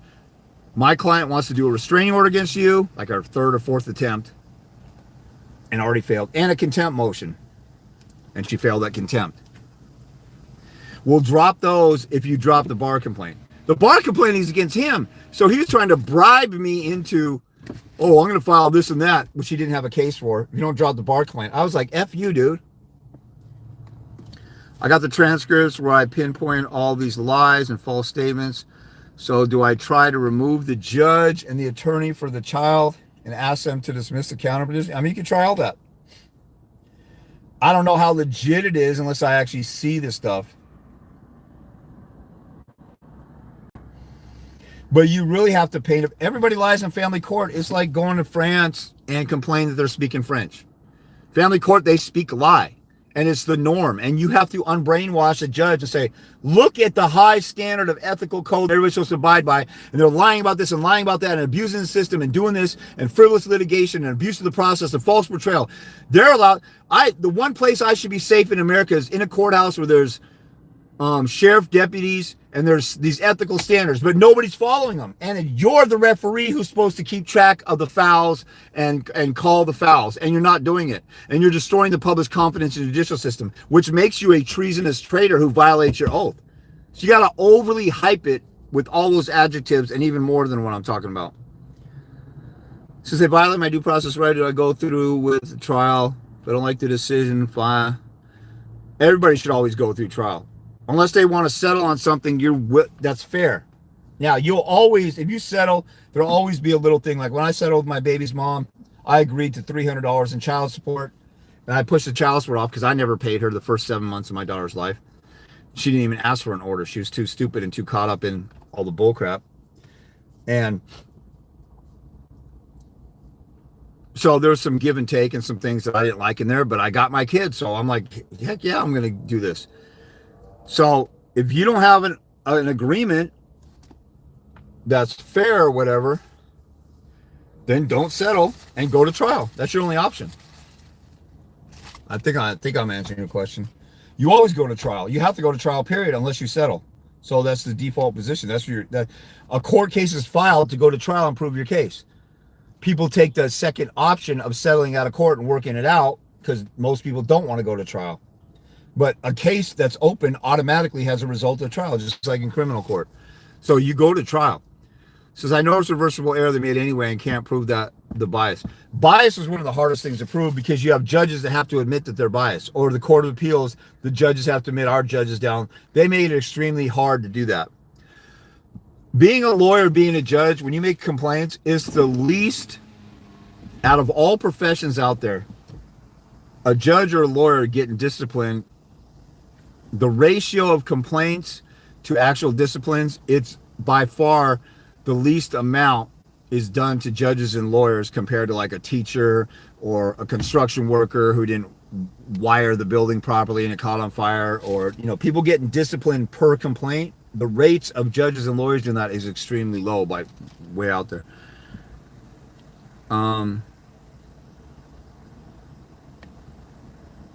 Same arguments, have to remove the AFC and judge.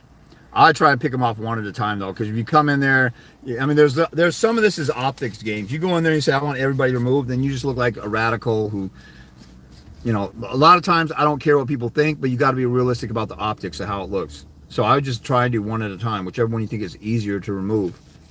But I do it one at a time. I just don't know which method is best out of it. Well, you don't know until you try it. I never predict anything. Like I said earlier, I've seen guys with a weak case go in and win, or the mother settles. I've seen guys with great cases get crushed. It's the war of attrition. The way you win is by keeping at it and wearing somebody down. It's the way life works in every other area of life. When you're competing with somebody, you wear them down until they're psychologically beat. Mike Tyson won some of his fights at the when they have him in the ring, when they meet in the ring beforehand. I forget what that's called. But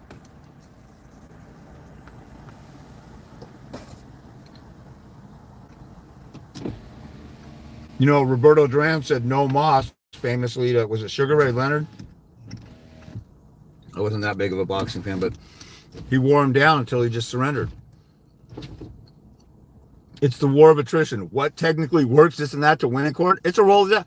I went to court and got 0 visitation, and then I appealed to a judge and got 5 days a week. There was no way to predict any of that.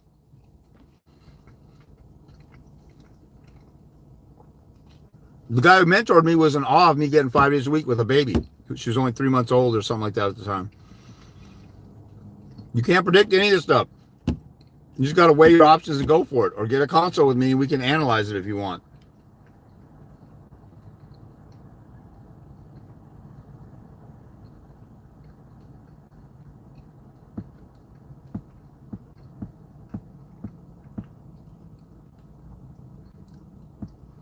The real life Al Bundy. I don't know which part you're commenting on.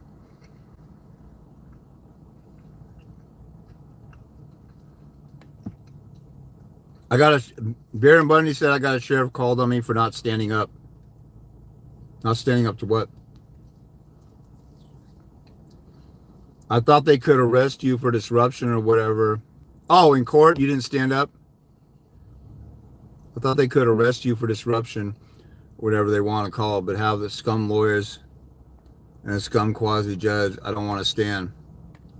If a sheriff comes in and tells me, well, do they call in and just watch? Like, I've had sheriffs call in at hearings where somebody didn't have a restraint or whatever, and they're like, and my baby's mom's attorney, the first attorney one time, was talking to a sheriff and pointing to me and whispering to me and saying, looking out for me, because they wanted to set me up, you know? So I just played it cool. Like, if a sheriff comes up to me and says, you need to stand up, say, what law says I have to stand up to a judge who's trying to destroy my life with my kid? Don't you care about these judges trafficking children for child support money? Why are you on their side, dude?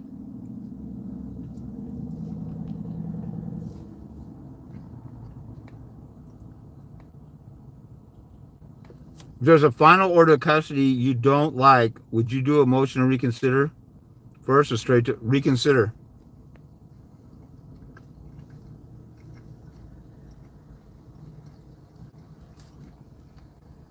This is a good point. Adult supervision. Also look into requests for additional findings and conclusions of law. Not a request, but a motion. It's a very robust post-judgment tool that can also be used before trial as well. The court has to make findings of facts and conclusion law. If they're deficient in that, and that's a problem. That's one of their main jobs. Can you sue the opposing attorney while in court for vexatious litigation, or should you wait for your case to be over? I'd wait for it to be over. Because even though it's irrelevant, they'll use that against you, and then you look like an abuser of the process, and it's a game of perception. Some of these you got to take one for the team and just hold off. Like ideally, I would sue somebody anytime they do something. There might be exceptions where I'll sue them in the middle of a court case. But like after I got full custody of my daughter, then I sued everybody for saying that I should never be around my kid. You know, that was a great time to do it after I got custody.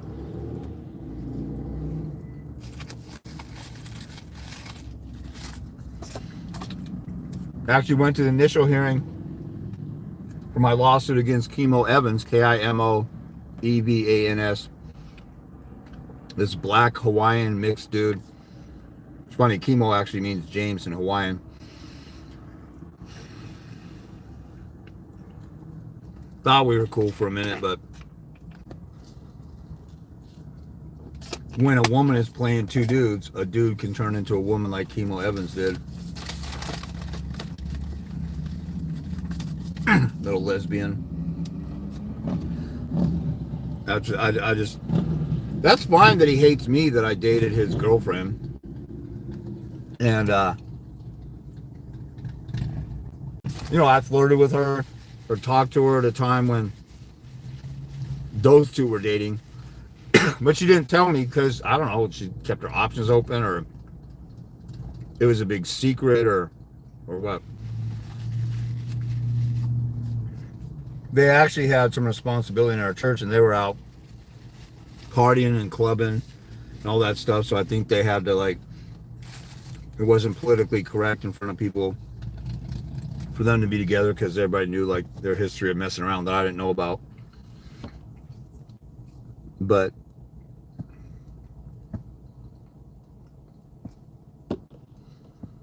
so when she continually flirted with me, I thought she's interested, so I'm talking to her. I'm getting mixed signals, and he's basically mad that I responded to that.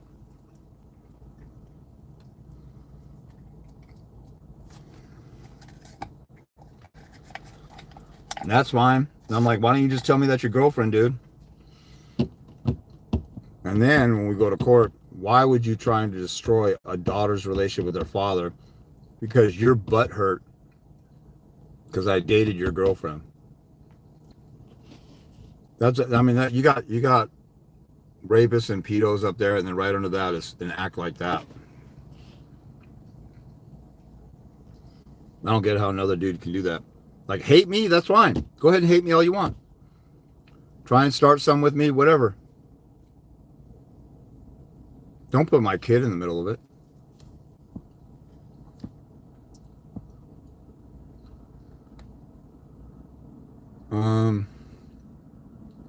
I filed complaints against the attorney for the child.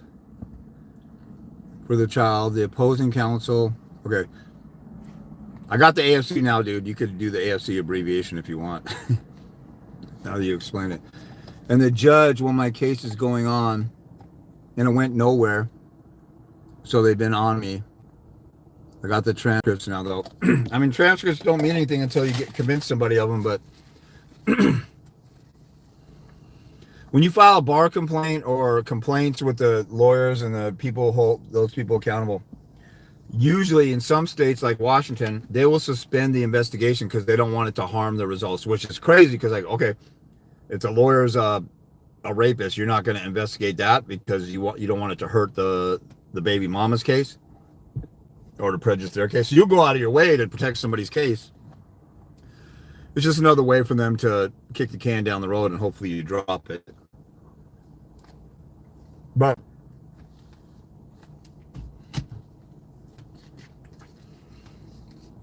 I wouldn't file those complaints in a case just because they can use it against me. Just avoid all that stuff as much as possible until it's time. Just be patient and stealth and wait. That's the art of war.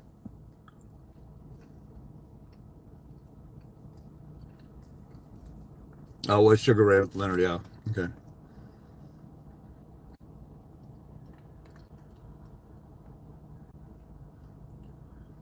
I'm behind on child support and financially drained, yet I'll have to represent myself again due to your posts. I have what I need and will be getting a consult to be on point. Cool.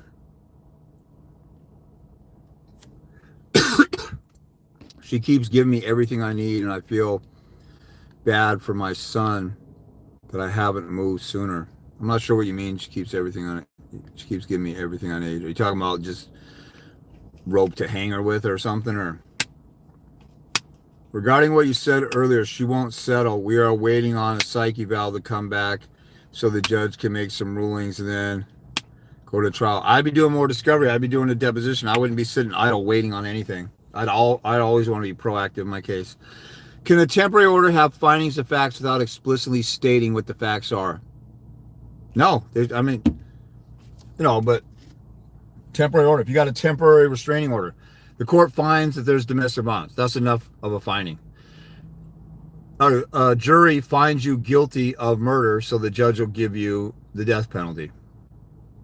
As long as they don't have to say a vicious stabbing or a vicious, beheading or a vicious, gunfight where there's 40 bullets. It was murder. So as long as the elements are there. Now, for example, in Washington, if they take a kid away from a parent, he got supervised visitation because you've done drugs, well, that's where you need to read the law. In Washington, RCW 2609-191 says that there must be an impairment resulting from a long-term drug addiction that hinders the ability to perform parenting duties. There's like 4 elements in there. If they say, check the box, the person has a drug problem, that's not good enough. It has to fit the elements of the law. As long as you get the elements of the law, then they don't have to break it down further. It goes reasoning, findings, and conclusions. So what's their reasoning? They reason that you're a domestic violence perpetrator because you spit on her, you threw something at her, she was afraid. That's what's so crazy about domestic violence laws. If you make somebody feel afraid, you committed domestic violence. They could be a paranoid schizophrenic. So how can that be real or genuine or cool or appropriate? So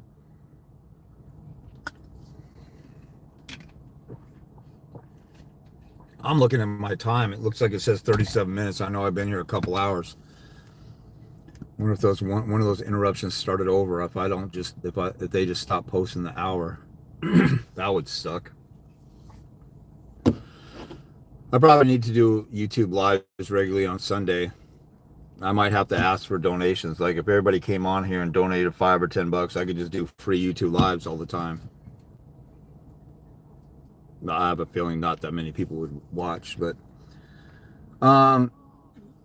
so it depends on what the findings are. You don't have to have a finding of fact. Okay, this dad is on supervised visitation because he was inappropriate with the kids. That's too vague. There need to be a finding of facts based on the law. You don't need the finding of facts to include what your favorite bubble gum is, what you wore on Thursday, or what, this and that. You don't need to go over the top. You need to know the law to know whether the findings are appropriate. According to her income expense statements, her parents are behind $100K on their attorney fees. And the attorney continues to represent them. Maybe they think that they're going to get it from you. I don't know. Maybe they're working for free. Maybe there's sexual favors behind the scenes.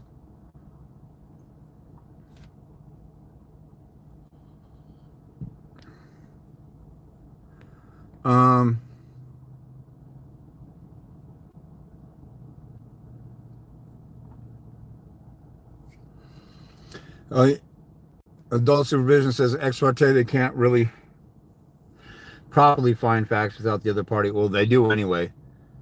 I mean, properly, they have standard forms like up here. They have emergency forms. The court finds that there would be reasonable harm that would happen if if we don't grant a restraining order now and then have a full hearing in a couple weeks. Well, what they're saying is we know that something's going to happen in the future if we don't act now. How do you know that? That's utter bullcrap. So they just set it up where they have these boilerplate Mad Libs, the Mad Lib little notebook. You fill in a noun, verb, and adjective, and then you read it back, and it's funny because you ask somebody for a word and they don't know what the story is, and then you read it back. John went up the hill with a tractor on his back, and then he went to the well and got a bunch of dog poop. You fill in the blanks, and kids do, stupid words, and it's supposedly funny. Family court forms are like Mad Libs, just fill in the blank. That's why these attorneys are so overpriced. But the findings of facts in that are bogus, but they still make findings of facts. You're right, they can't properly do it, but they do it anyway. The whole system is set up like that. Do a motion for reconsideration, motion for clarification, or wait until the order and appeal. It depends on what you got there. Con Artist 28. Reconsideration is based on the rules on reconsideration. Clarification is if there's something vague or ambiguous, or let's say they said, okay, the father gets every other weekend, and then after school until Sunday night, or return to school, and let's say there's a holiday on a Monday. Well, you just keep the kid all day Monday or bump it to Tuesday until school, and the mother might say, well, you need to clarify because it was on Monday, and Monday is a holiday, so it should be the school hours. So clarification is for refining the order of something that's missing or confusing or vague, or needs to be just more refined, but you can't modify or change it. Reconsideration, you're asking them to change everything, or wait until the final order and appeal. I assume you're talking about temporary orders. If I have a temporary order that's ambiguous or screwy, like let's say the court gives you every other weekend, they don't give times. So I need you to clarify what times. You can give me a specific time because the mother is waiting until 11:59 on Friday. That's obviously not what you meant. So clarify what you really meant. A reasonable time, 5, right after school or whatever. And I'll push the longest time possible. But reconsideration is a whole nother monster. But if there's temporary orders in place that I don't like, I'll do a reconsideration all the time. Anytime there's an order in place, if I don't like it, I will reconsider. But if it's just a small issue of clarification, I'll do whatever's appropriate. That's where you need to know the rules on what allows you to do what. And there's based on what the rules say, one of those options is more appropriate. Reconsideration, you can do that based on new evidence that you couldn't obtain before. The mother emails you after the hearing, ha ha ha, I lied to the court and they believed it. I would use her evidence and do a reconsideration. I'm not going to clarify anything. Could you please clarify that my visitation should be a lot because the mother lied? No, the whole thing should be wiped out because she lied. It all depends on, I can't just answer, this is what I always do in this situation. I need to know all the details of a case to be able to say, well, reconsideration sounds better than, trying to fix it. Well, I would never just wait until trial without challenging any order I don't like. I challenge with reconsideration. If it's vague and whatever, the clarification. Hopefully that answers that.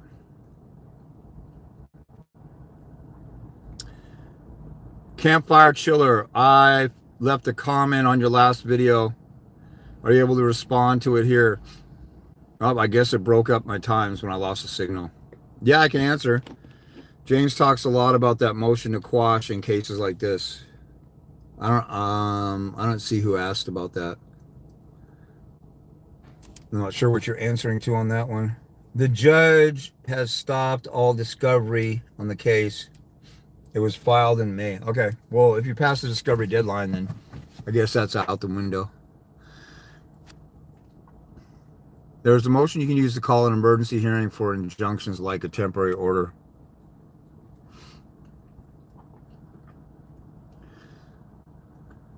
Oh, yeah. So if you have nothing going on and you're waiting for trial and there's something that needs to change in your current orders, you can always motion the court. Unless like in Washington, if you're 30 days from trial, they won't hear a motion unless it's an emergency ex parte.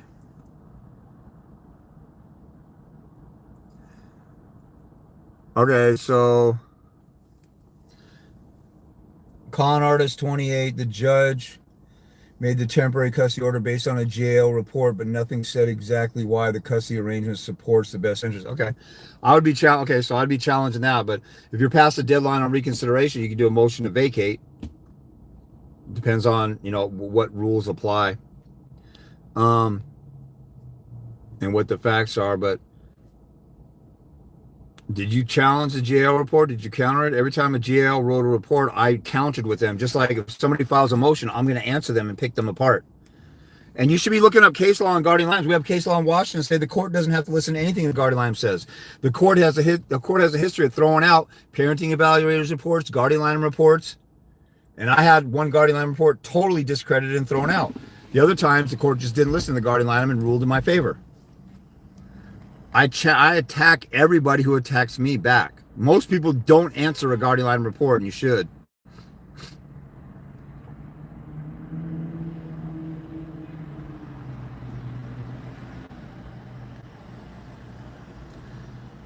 When I say she's giving me everything I meant I need, it is due over the 30 wellness check call. Oh, and the times when I went to pick up, she had me trespass for being there. If you have me trespass when you're picking up for visitation, I'm going to court and doing contempt and doing a motion to change the parenting plan. You're over there to pick up your kid, and she's trying to block that. That's insanity. I'd be motioning the court to change it and talk about her ridiculous behavior.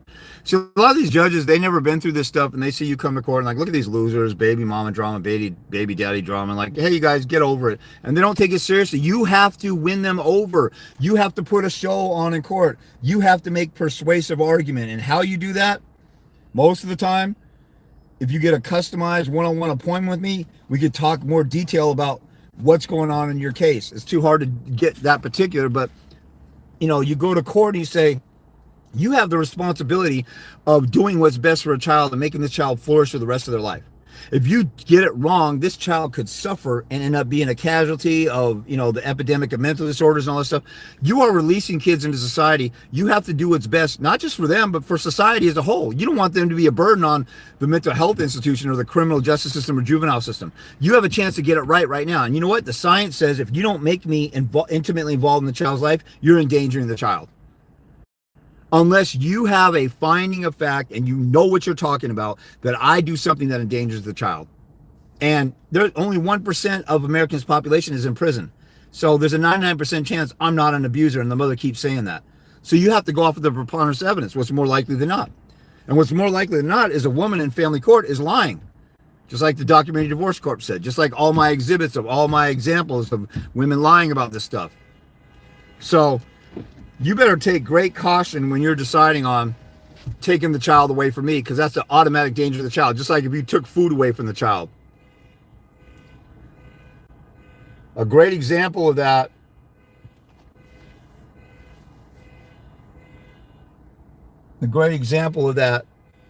is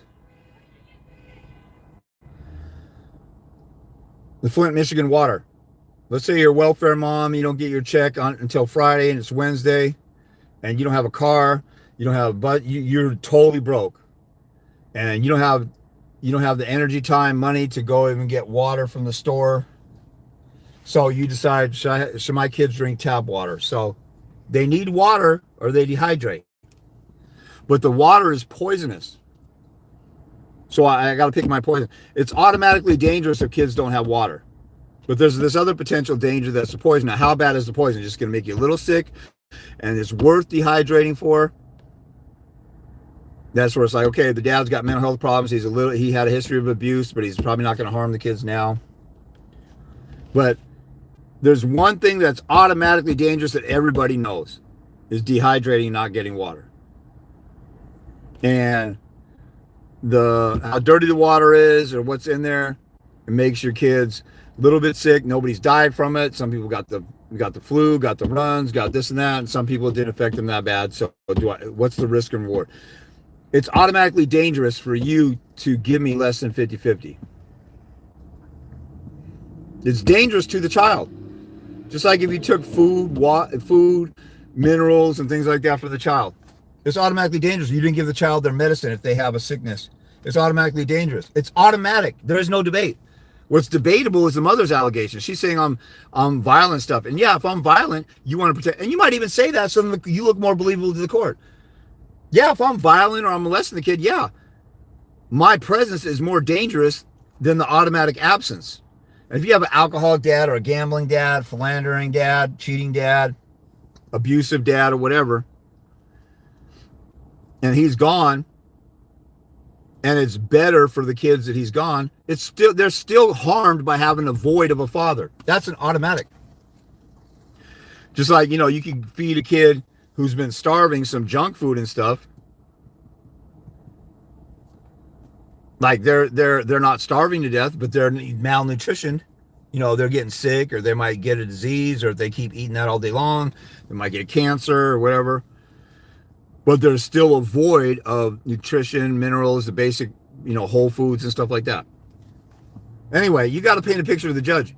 This is dangerous. Nobody's telling anybody, any judge, it is dangerous to not place a father in the child's life. So you better make sure you know what the hell you're talking about if you're saying, oh, the father is going to harm the kids. You better get that right, because if you take me away just in case it might be true, then you're endangering the kids because of some fantasy that you're doing just in case. And the courts are not allowed to err on the side of caution. A lot of you guys let that stuff go. When is the court allowed to make an error on the side of caution? They have to make findings of facts.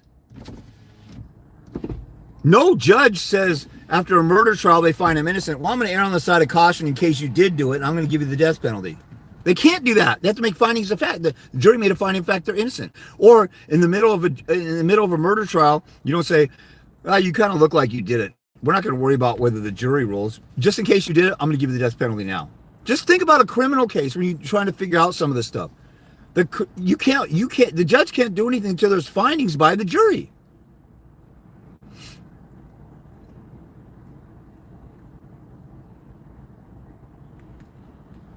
They have to make a finding that you're dangerous to the kids, and it can't be, well, just because the mother said so. That's not good enough, especially there's case law on this is why you guys need to look up case law on every issue you can. There's case law in Washington that says the court cannot make findings based upon inconsistent testimony. Somebody who's back and forth on a subject is not a reliable witness, so you can't make findings based on their testimony. There's a million ways to attack a BSing mother.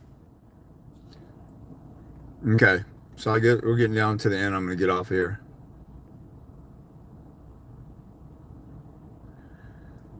Yeah, Billy, you should be all over that mother and modifying. If it was me, I'd be modifying. If you knew the judge who has made you sit in her court for 3 years was against you, and it shows, would you continue the trial with that judge or try and get...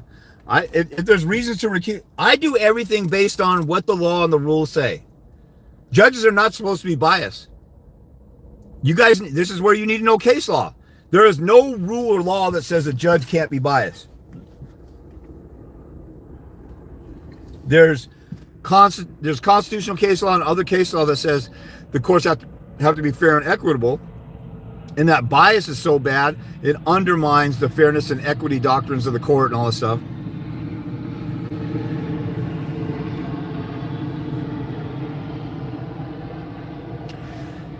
And not only actual bias is a problem, there's case law out there that says the mere appearance of bias makes a mandatory duty to recuse. A judge has to recuse themselves if they appear biased. So you should be stacking up a bunch of case law against this judge when you motion and request them to recuse themselves. Yeah, I've asked my judge to recuse himself a few times, and he wouldn't do it because he took jurisdiction, and he's a gay stalker of mine. I purchased your parenting plan and intend to use the 50-50 plan only with the 223 schedule. Are you confident your plans are comprehensive? That's Campfire Chiller. My plans cover like about every issue I've seen that is missing in a lot of other parenting plans. You can actually look at the parenting plan and it gives you an idea in your case if you have a kid with special needs or something else that I didn't think of. You can add stuff in there. Like my plans are use this plan and then use it exactly like this. Everything that I have in my story, you will tweak and change according to your case or your situation, or maybe you leave something out. Like one thing I have in my parenting plans is a bereavement section. Because I saw one day, and I didn't even think of this until it actually happened. A dad wanted to take his kids to his, I don't know, like his dad's funeral, their grandpa's funeral or something like that. And the mom wouldn't let him. And I'm like, that's pretty effed up because that's a once in a lifetime event. There should be like a clause in parenting plans where there's bereavement. Like, and I limit it to like, it should only be like immediate family, not every cousin or third or second cousin or whatever. Just grandparents and uncles, aunts and uncles.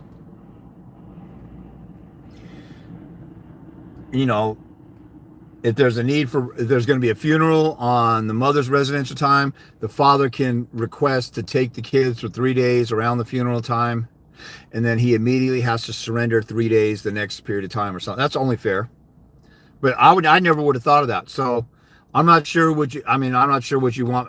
Am I confident my stuff are comprehensive? I'm confident that my parenting plans are way more thorough than anybody else's crap out there because I see parenting plans all the time that are missing stuff.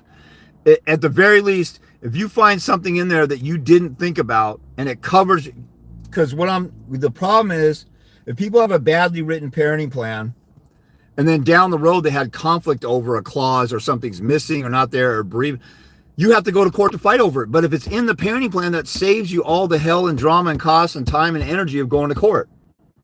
So what I'm confident in is I put language and provisions in there. Like I got 4 or 5 different samples of parenting plans in there. A restrictive one, a full custody one, a 50-50 one, an every other weekend one, I think, and maybe another one. There's 4 or 5. But you don't have to just take the whole parenting plan. You could take just parts out of it.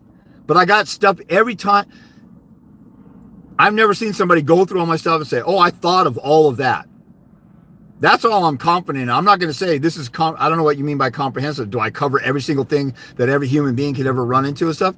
Probably not.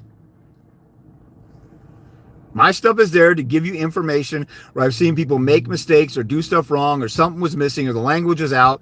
I've seen so many. There's some parenting plans out there that said the mother has custody, the father shall have visitation as the parties agree. You guys all know what's wrong with that, right? If the mother disagrees, he has no visitation. I've seen guys go without seeing their kids for 2 or 3 years, and they didn't have the balls to go back to court and say, wait, I want to reconsider or vacate this. It's so vague. It gives her unilateral power, and this is illegal under the intent of the law for frequent and continuing contact or something like that. But, so, thanks for getting that packet, but I can't guarantee it's going to cover every single thing that I could possibly know. I mean, I don't know your case. I don't know the details. I don't know. If we talk one-on-one, I'm sure I could think of something that you should want to make sure that you get in there, because sometimes people have unique cases of stuff that I never heard before. But for the most part, it covers, those samples cover what I've seen over couple decades of where people got their parenting plan wrong.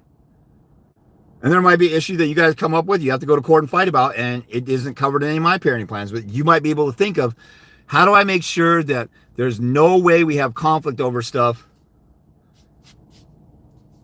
or there's no confusion, and we won't have to go to court and fight over this. So it's just like writing a contract.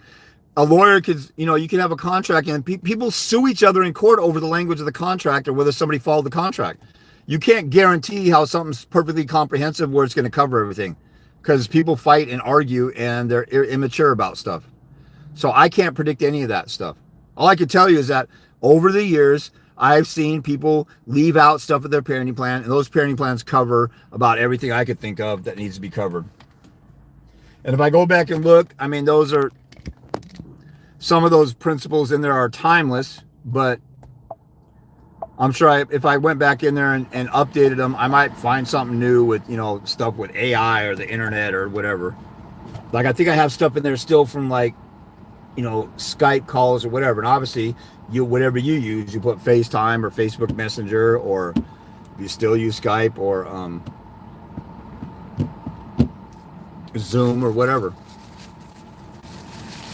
Like, one thing that people don't have, they have a reasonable, the other parent shall be able to have a call with their kid 1 time a day.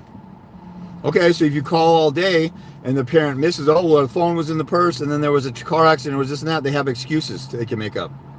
But if you say, okay, you can call anytime during the day, but if you miss a call If the other side misses a call, then the backup plan is to always make the child available at 7:30 p.m. or 8 p.m. for a call up to 30 minutes. Then you get very specific. If you want something vague where you can call any time of day, at least have a backup plan. So if that, see, this is where you got to think like, okay, if I went through and I'm playing devil's advocate, and what would she do in this situation? Oh, she would just ignore the call and say, we forgot the phone, left the phone. Then we had a parent-teacher conference, and then there's a car accident. And then she might make an excuse that I'll miss 3 calls 3 days in a row. We should have a backup plan where it falls back to, here's the time. I know the kid goes to bed and settled down 15 minutes, hour, half an hour before bed after dinner. That's the backup time.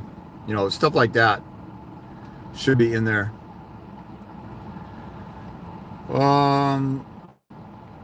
Where did I leave off? Okay. Can I file a motion to vacate counter petition? Vacating is for orders, not a petition. Remove AFC, and to remove the AFC, and for the judge to recuse all in one motion. I wouldn't do that. I would not do more than a couple issues in one order. I would do, like I said earlier, I don't know who asked it earlier, if it was you or somebody else. I would not motion to recuse and get everything cleaned up and everything all at once. You look like you're abusing the system and like, I'm just going to fight the system, and I would go in and try and do one thing at a time. Pick the one that looks the easiest and go in there. And if you get killed or destroyed, then maybe think twice about the other one. But if you've never told the judge, if you told the judge you need to recuse yourself because you're biased, that's almost impossible to prove. And you're telling the person to admit that you're biased. Nobody's going to do that. In rare occasions, the judge will do that because they get an ethical thing, or they get a stick up their butt, or they don't want to deal with looking bad, especially if they're a new judge. But if you bring in the legal principle, the mere appearance of bias, that you clearly appear to be biased, is enough for you to recuse. If you haven't done that, maybe go for that first. But again, I can't predict what you should do. I definitely wouldn't do multiple motions on multiple different people to get multiple things wiped out or accused or kicked out. You look crazy because you're like, oh, you already litigated those things and you lost, or that they've been on there for a while and you just want to wipe everything out. Then you just look like a zealot. So I would pick the stuff apart one at a time. So Billy says, man, she used my father's death as a tool in court. She allowed me to take my son to his funeral in Texas when it was my Labor Day weekend. I don't understand. She was gracious enough to let you have your son for the funeral, and you're complaining about that? I don't understand the I wish I would have found you before I went to trial. Oh, you already had your trial, okay. I've been out here, so I don't know what to say to that. I wish I had a nickel for every time anybody told me that. Of the spheres of influence or major decisions, including medical, healthcare, relocation, others, what might you choose if only could choose a select few? Campfire chiller. I would never just choose a select few. In a parenting plan, I want to see decision making on joint decision making or sole decision making on my part for health decisions, education decisions, religious decisions. What they usually do is like each parent can practice their religion with the kid on their time. Sexual identity, that's huge nowadays. You know, the CPS will go in and take kids away from parents because the kids told the counselor at school, I feel like I'm a boy when she's a girl. And the parents say, we're not doing that. And they go and take the kids. That's a Troxel violation. And nobody ever talks about it in the news. Nobody. That's insane. And then nobody's arguing that. They're just letting CPS take them away and just fighting CPS out in the CPS deep waters. They should go to court. They should go to court and get an injunction, under Troxel or something. Some people do stuff like computer usage because one parent will raise a kid on an iPad, and next thing you know, your 10-year-old is looking at porn all day long in the closet where the mother lets him go in his room all by himself. Computer/electronic internet usage. Tattoos and piercings. Driver's license, automobile purchases. Some places I've seen military enlistment and stuff, but you can't do that till you're 18, so the kid's emancipated. But some parenting plans, the kids are living with you because they didn't, graduate high school yet, or they got a they flunk school, or I don't know. So, electronics is computer, iPad, cell phone, all that stuff. Um, so I've seen some people say things like haircuts and things like that, but I definitely would do those. Some of the ones I'm not thinking of are in my parenting plan packet too. Um,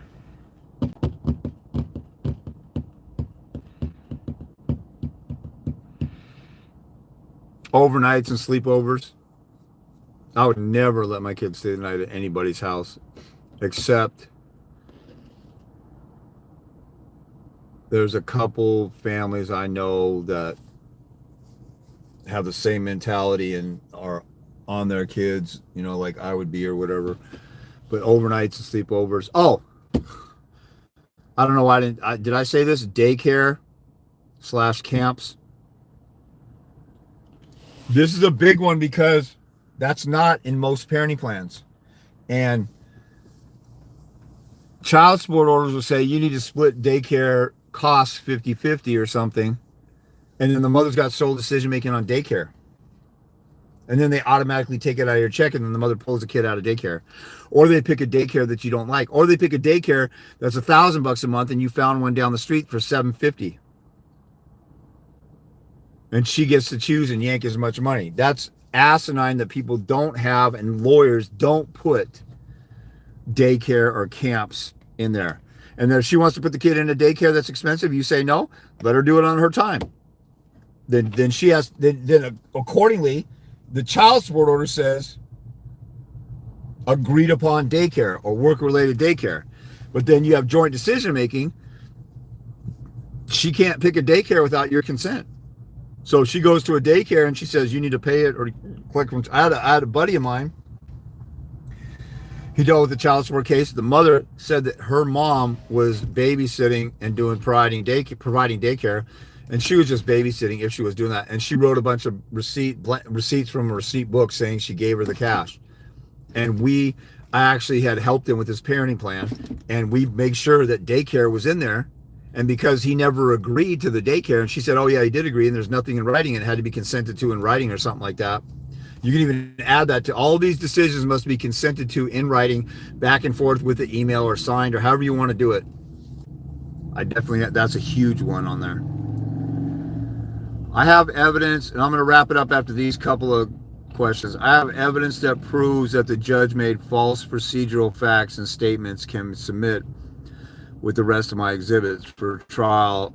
Would the judge nope, not allowed? I don't know what the judge is going to do. You're asking me to predict what a judge is going to do. I have no idea.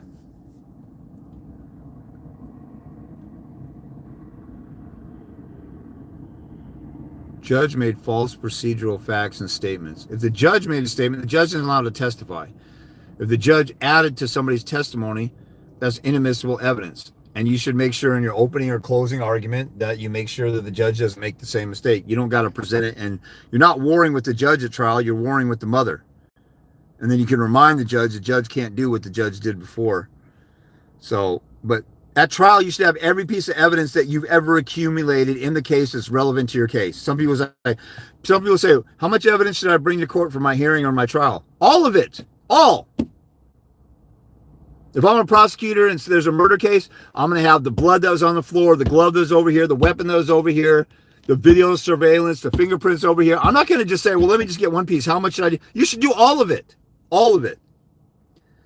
Labor Day weekend was my time per the 50-50 I gave her.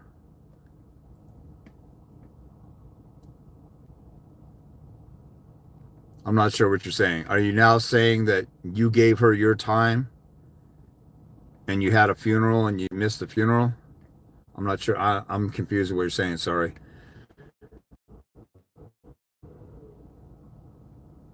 Or rather, if the choice was educational versus medical, I wouldn't do one versus the other. I'm not sure what you're saying.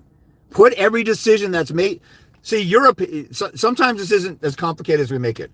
You are a father. How involved do you want to be in your kid's life? You want to be intimately involved in everything that. Just think about if you were married and together. Would you say, oh, I'm going to let the mother decide on this and I'm not going to pay attention to it even though I live in the home? You want to do everything that you did as you were married. in relation to the child. Your current status, being broken up or not married or whatever, has no bearing on the original plan of what you should have been happening. If you were together, or even if you were never married, what you would do if you were married. You would be involved in every decision along the way. And you and the mother might go back and forth and argue about stuff, but you would participate in it. So you shouldn't have to ask me, what are the decisions that are most important for all of them? All of them. Sometimes people need to get out of the mentality of the court stuff and how can I be a parent according to the court's fascist bullshit dictates? No, go back to, wipe out all the court stuff. What were you doing before? What would you do if you were married? You should be back to that. The only difference is you're not with the mom. See, you're up here, you and the mom are together, and here's all your kids. When you and the mom are together, you're sitting there telling the kids, don't do this, don't do that. I love you. Spend some time with me. Spend some time in your homework. Do this and do that. Now you're separated. You're still going to do all that. There is no, now what parts of these things can I do? No, you're not a second-class human being or citizen or parent. You are a you are always the kid's dad. So you should want to do everything that you were originally going to do. We need to get out of this mindset of, and I'm not saying that you were thinking this, but so many guys have the slave mindset. Okay, now I got to do stuff and cater to the system and follow the system the way the system is interfering with my... No, bullshit. You should walk into court like a lion walks through the jungle. How dare you come and oppose me? I'm this child's father. I'm a basic life need for this kid. If a parent starved a kid of food, CPS would be there, the courts would be there to take the kids away. If a parent didn't take the kid to school like 25 days out here, they would do, what's it called? Not a dependency. They would do the procedure to get them in trouble. You know, your kid didn't go to school enough or whatever. I'm slipping the word. It's a common word. But,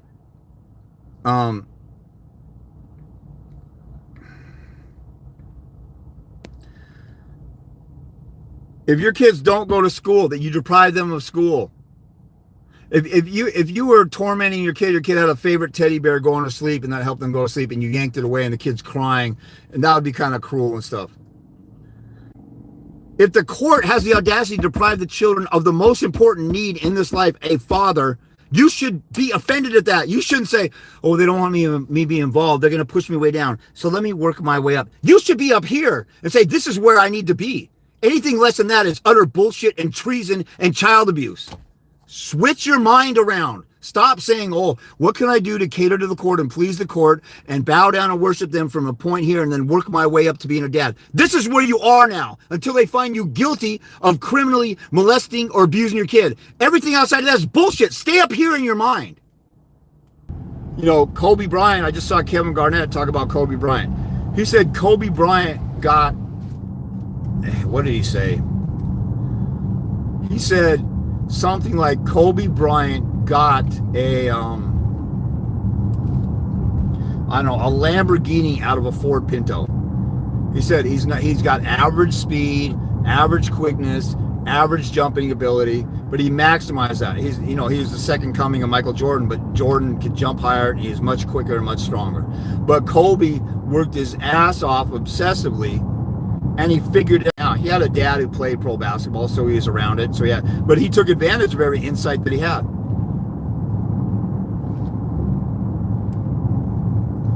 You know, Thomas Edison, supposedly he failed 1,000, 10,000 times at making the light bulb, and then he finally made it.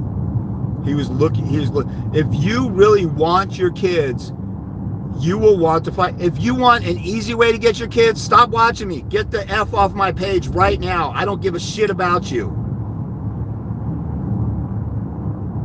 But if you could say, okay, maybe I was being a pussy or a simp and all this stuff, I don't want to do that anymore. Boom. We can go right to a console. I'm going to be your biggest advocate ever. Some people think I'm just going to get on the phone and I'm going to chew the hell out of you. No, when I have consoles, I'm in the console that who did I have a console with the other day? I had a great console with a guy the other day. I would talk my stuff. He would jump in with a question and then it'd be silent. The conversation was like 95% me. But there's a lot of people, they just want to blab and talk and talk out of their wounds and their hurts and their emotions and their feelings, and they're not trying to learn. And they go to court and they get their ass kicked because all they want to do is talk and blab and talk and blab.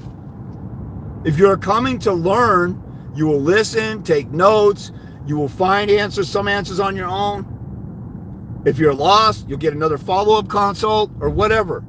But if you're looking for a miracle or a quickie answer or a handout, I'm the wrong person. Because I help people who want to fight. You know, Kobe Bryant also said, and I'm no big Kobe fan, I've seen interviews since they hyped him up more than ever after he passed. And in interviews, he said, you know, stuff I didn't watch before. I didn't really watch too much basketball from 2000 to 2015. I'm raising my daughter, and I had more important, I'm doing stuff like this and one-on-one with people. So that preoccupied me.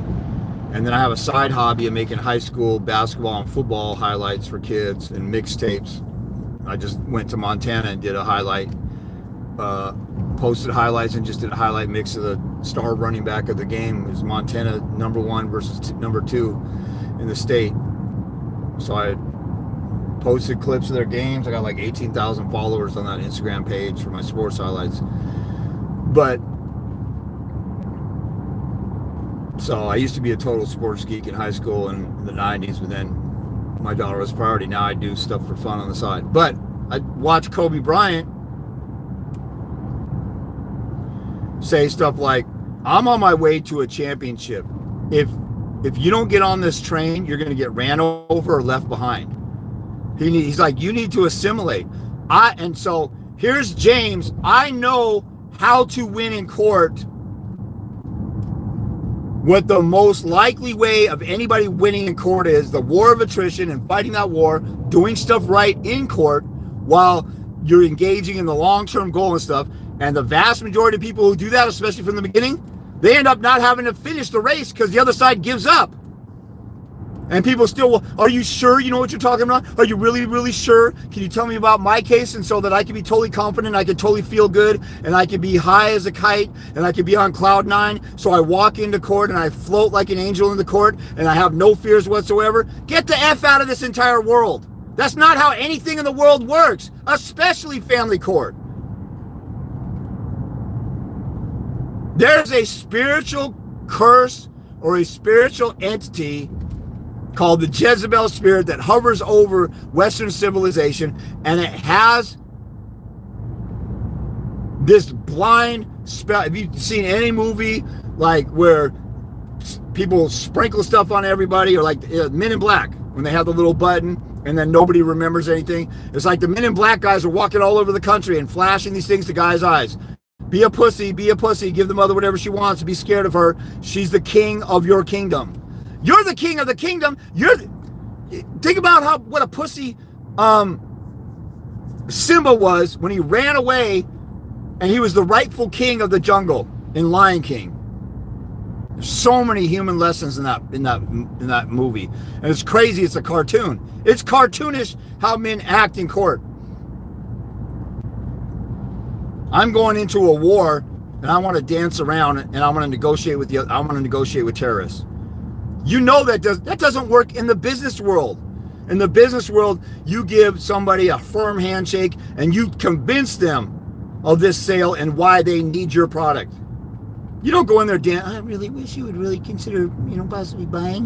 They'll laugh at you and say, get the F out of here.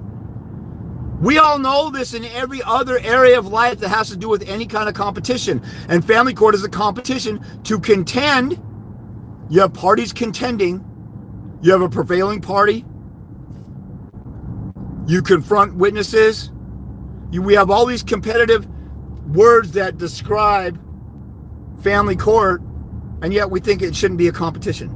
That's the nature of it. If you jump in the ring, you got to swing. You can't jump in the ring and play Floyd Mayweather on the defensive and never, at least, Floyd does swing, but you can't go in there and say, I'm going to get on the defensive and never attack. You will lose. If they get one punch in, they got one more point than you from one round. Like if rounds could tie, but they get one punch in and you don't even attempt to swing, they win the fight just by that because you're being a pussy. I don't know. I guess I'm beating a dead horse. But it's insane that, you know, I'm just thinking about all the people that have been calling me all week. I need help. I need help. They finally found the answer. But you got to do something.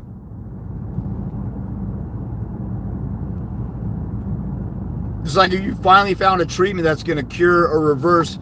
I saw the Boomer Esiason documentary with him and his kid had that lung disease, not emphysema, but his kid was born with lung disease, trouble breathing, and science came up with something and some pill or treatment, and now he's reversing it, or he's doing fine or something like that. And it's like they kept holding out hope, and they kept doing, you know, they would do their breathing exercise, they would go through all the hardship and hope for a cure and stuff like that. And it's like they endured, they didn't quit or give up on it.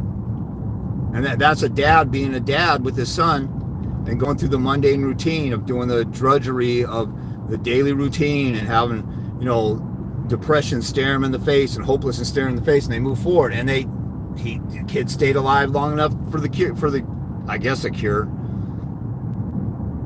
that helps him expel all the phlegm from his lungs and mucus from his lungs that, you know, give him a hard time breathing. That's what dads do. But then when we go to family court, we turn into, you know, we step into the twilight zone. And if you believe in spiritual warfare, it's this Jezebel spirit that has us, you know, just like propaganda on TV. Like everybody thought that Vietnam bombed us, and now it's turned out as a false flag. And we know that they never bombed us, but yet we went into war and killed a bunch of people, and there's a quagmire. There's propaganda saying, let's go to Vietnam. And there are plenty of people protest stuff, but when you see enough propaganda, you will believe a lie. Like Hitler's marketing guy, right-hand man, said, you tell people a lie long enough, they'll believe it. So you're told and influenced this spiritual war we have going on. Minds are blinded and deceived by the spiritual war going on. And whether or not you believe in the spiritual stuff, still, there's propaganda out there saying women are better parents than men, they should have custody, and you have all this stuff. And then you just believe it. Why? Because everybody says so. And I'm a peer pressure little bitch. Maybe, you know, maybe I'm different. I don't know. But I know for my life and my body, things that other kids when I was younger that wanted to peer pressure me into doing, I didn't want to do it because it was my life, it was my body. I grew up in an alcoholic family. I never wanted to be drunk because I always wanted to be in charge of my faculties, and I saw what drinking does to a family. So I stayed away from it. And some guy that I'm going to see at school making fun of me for 5 minutes is not going to make me compromise myself. You think, if I was the only person in the world, will I go out and get drunk, and will I go out and do all these things that are harmful to my body? Because now that there's nobody here, do I have any reason to impress anybody? No, unless I just want to get the feeling of it. You know, not the vast majority of people probably wouldn't be an alcoholic or be on drugs if it wasn't for peer pressure. Just think logically about stuff.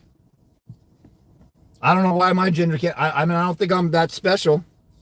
A lot of the arguments I come up with people, oh, that's a genius argument. I never thought about that. I'm thinking it's common sense. Now, I got some insight because I've been in and out of court, and I got a feel for the court and stuff like that. But you can get it too if you get some counsel. But standing away from a distance and lobbing a question at me, thinking that you're going to have a miraculous answer that'll cure all your ills, that's insane. If you're 100 pounds overweight and you go eat a salad one day and you eat Twinkies for breakfast, lunch, and dinner and ice cream and cake, that's not going to make a dent in anything. I mean, I could say it a million different ways. If you haven't fought on the offensive and went to war and walked into court like you're king of the jungle or you're king of your family, which you are. First of all, know who you are. Sit down and think. I'm the father. I'm the protector. I'm the lead. I'm the one who gives male affirmation, which is more important than motherly love. Motherly love and nurturing isn't going to make a son confident to go out in the business world and overcome peer pressure in high school, or overcome, depression because he missed 2 free throws at the end of the game and he was laughed at by the fans. A dad's affirmation and a dad's encouragement helps kids overcome. And a dad's lectures with his daughter, telling her to command respect of a man, keeps her from giving it up, younger and stuff. All these single mothers got their kids booty clapping on TikTok at age 7. You should want to go to court and get on the offensive and go to war and go for full custody to rescue your kids from a narcissistic child abusing mother because you love your kids and they need you first and foremost. You slaved away and suffered for them, working all kinds of crazy hours your whole life, and you come home and play and put on a smile for them and do stuff for them because you love them. Why can't you do it in family court? Why can't you suffer for 1 year and focus on how to fight in family court so that you'll have peace the rest of the way and go for full custody and get on the fact that the fact that guys really about 90% of the time don't even go for full custody, that's an automatic loss right there. And all the bullshit you do and the antics you do after you're saying, I want 50-50, you're saying the mother's a wonderful person. So you can't turn around and attack somebody that you want to have 50% because you don't believe that they're a narcissistic child abuser who's inflicting trauma that's just as bad as physical or sexual abuse. You don't even believe it. I mean, you know that that's true, but you don't want to tell the court because you're a peer pressure little bitch and you have to go in court and be a liar. How can you lie on your kids? You're going to lie and say the mother is a good 50-50 custodial parent. You're going to lie on your kids and you're going to let them continue to be abused. You should be ashamed of yourself.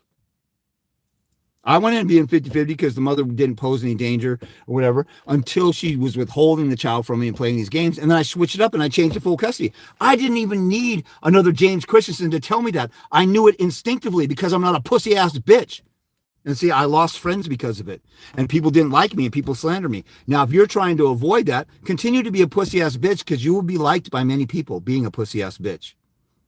But they will swallow you up and spit you out and crap you out and leave you for dead when they don't care about, when you're not useful to the people that you're placating to. We got so much stuff on social media saying, I don't care what people think. I don't care, or who cares what people think, or, people got their opinions. They don't mean squat, but then we just live our lives worrying about everybody's opinion. I mean, social media is such a fake place anyway. Even all those quotes and lingos and stuff, that only comes from the 1% of people who don't give a shit and go to war in life about anything. But I was a warehouse worker who flunked out of college. I was just an ordinary guy who had an unplanned pregnancy. I messed with my baby's mom one time in the year 2000. She got pregnant. It was like God was saying, I told you to leave that girl alone.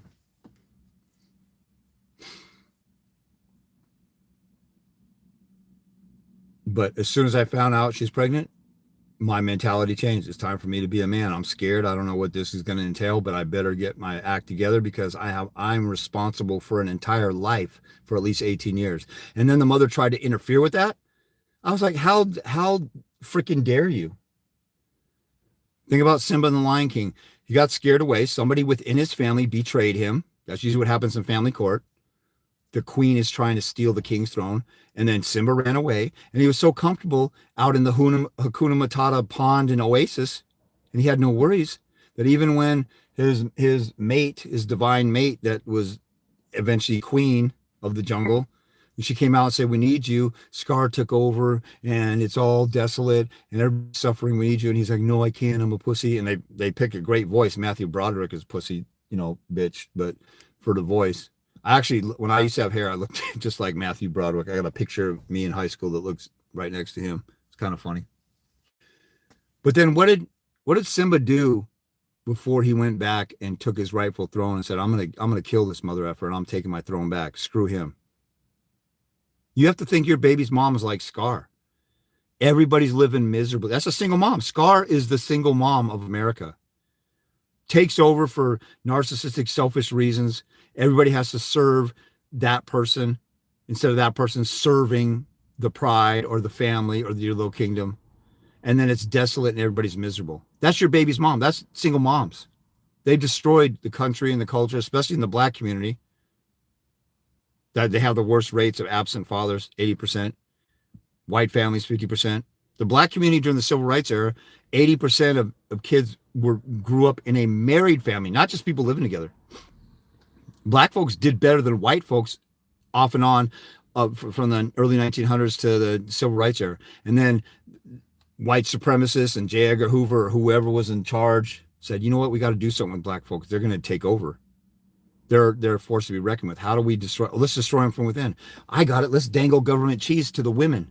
And then they'll want to marry the government and get on welfare and push the dads out. And boom, black women took it hook, line, and sinker. And then white women fell right behind.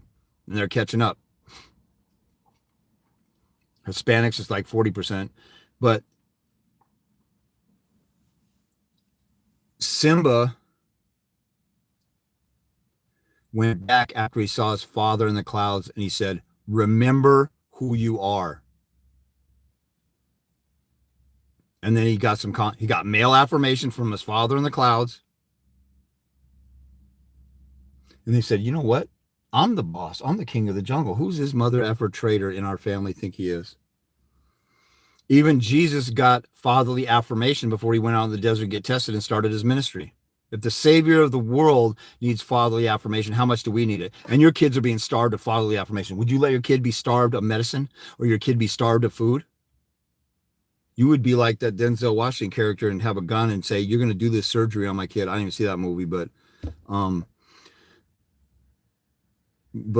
you have a chance in family court to fight for your kid, and you have to fight because you're dragged into family court. Why aren't you going all out? I'm going to leave it at that.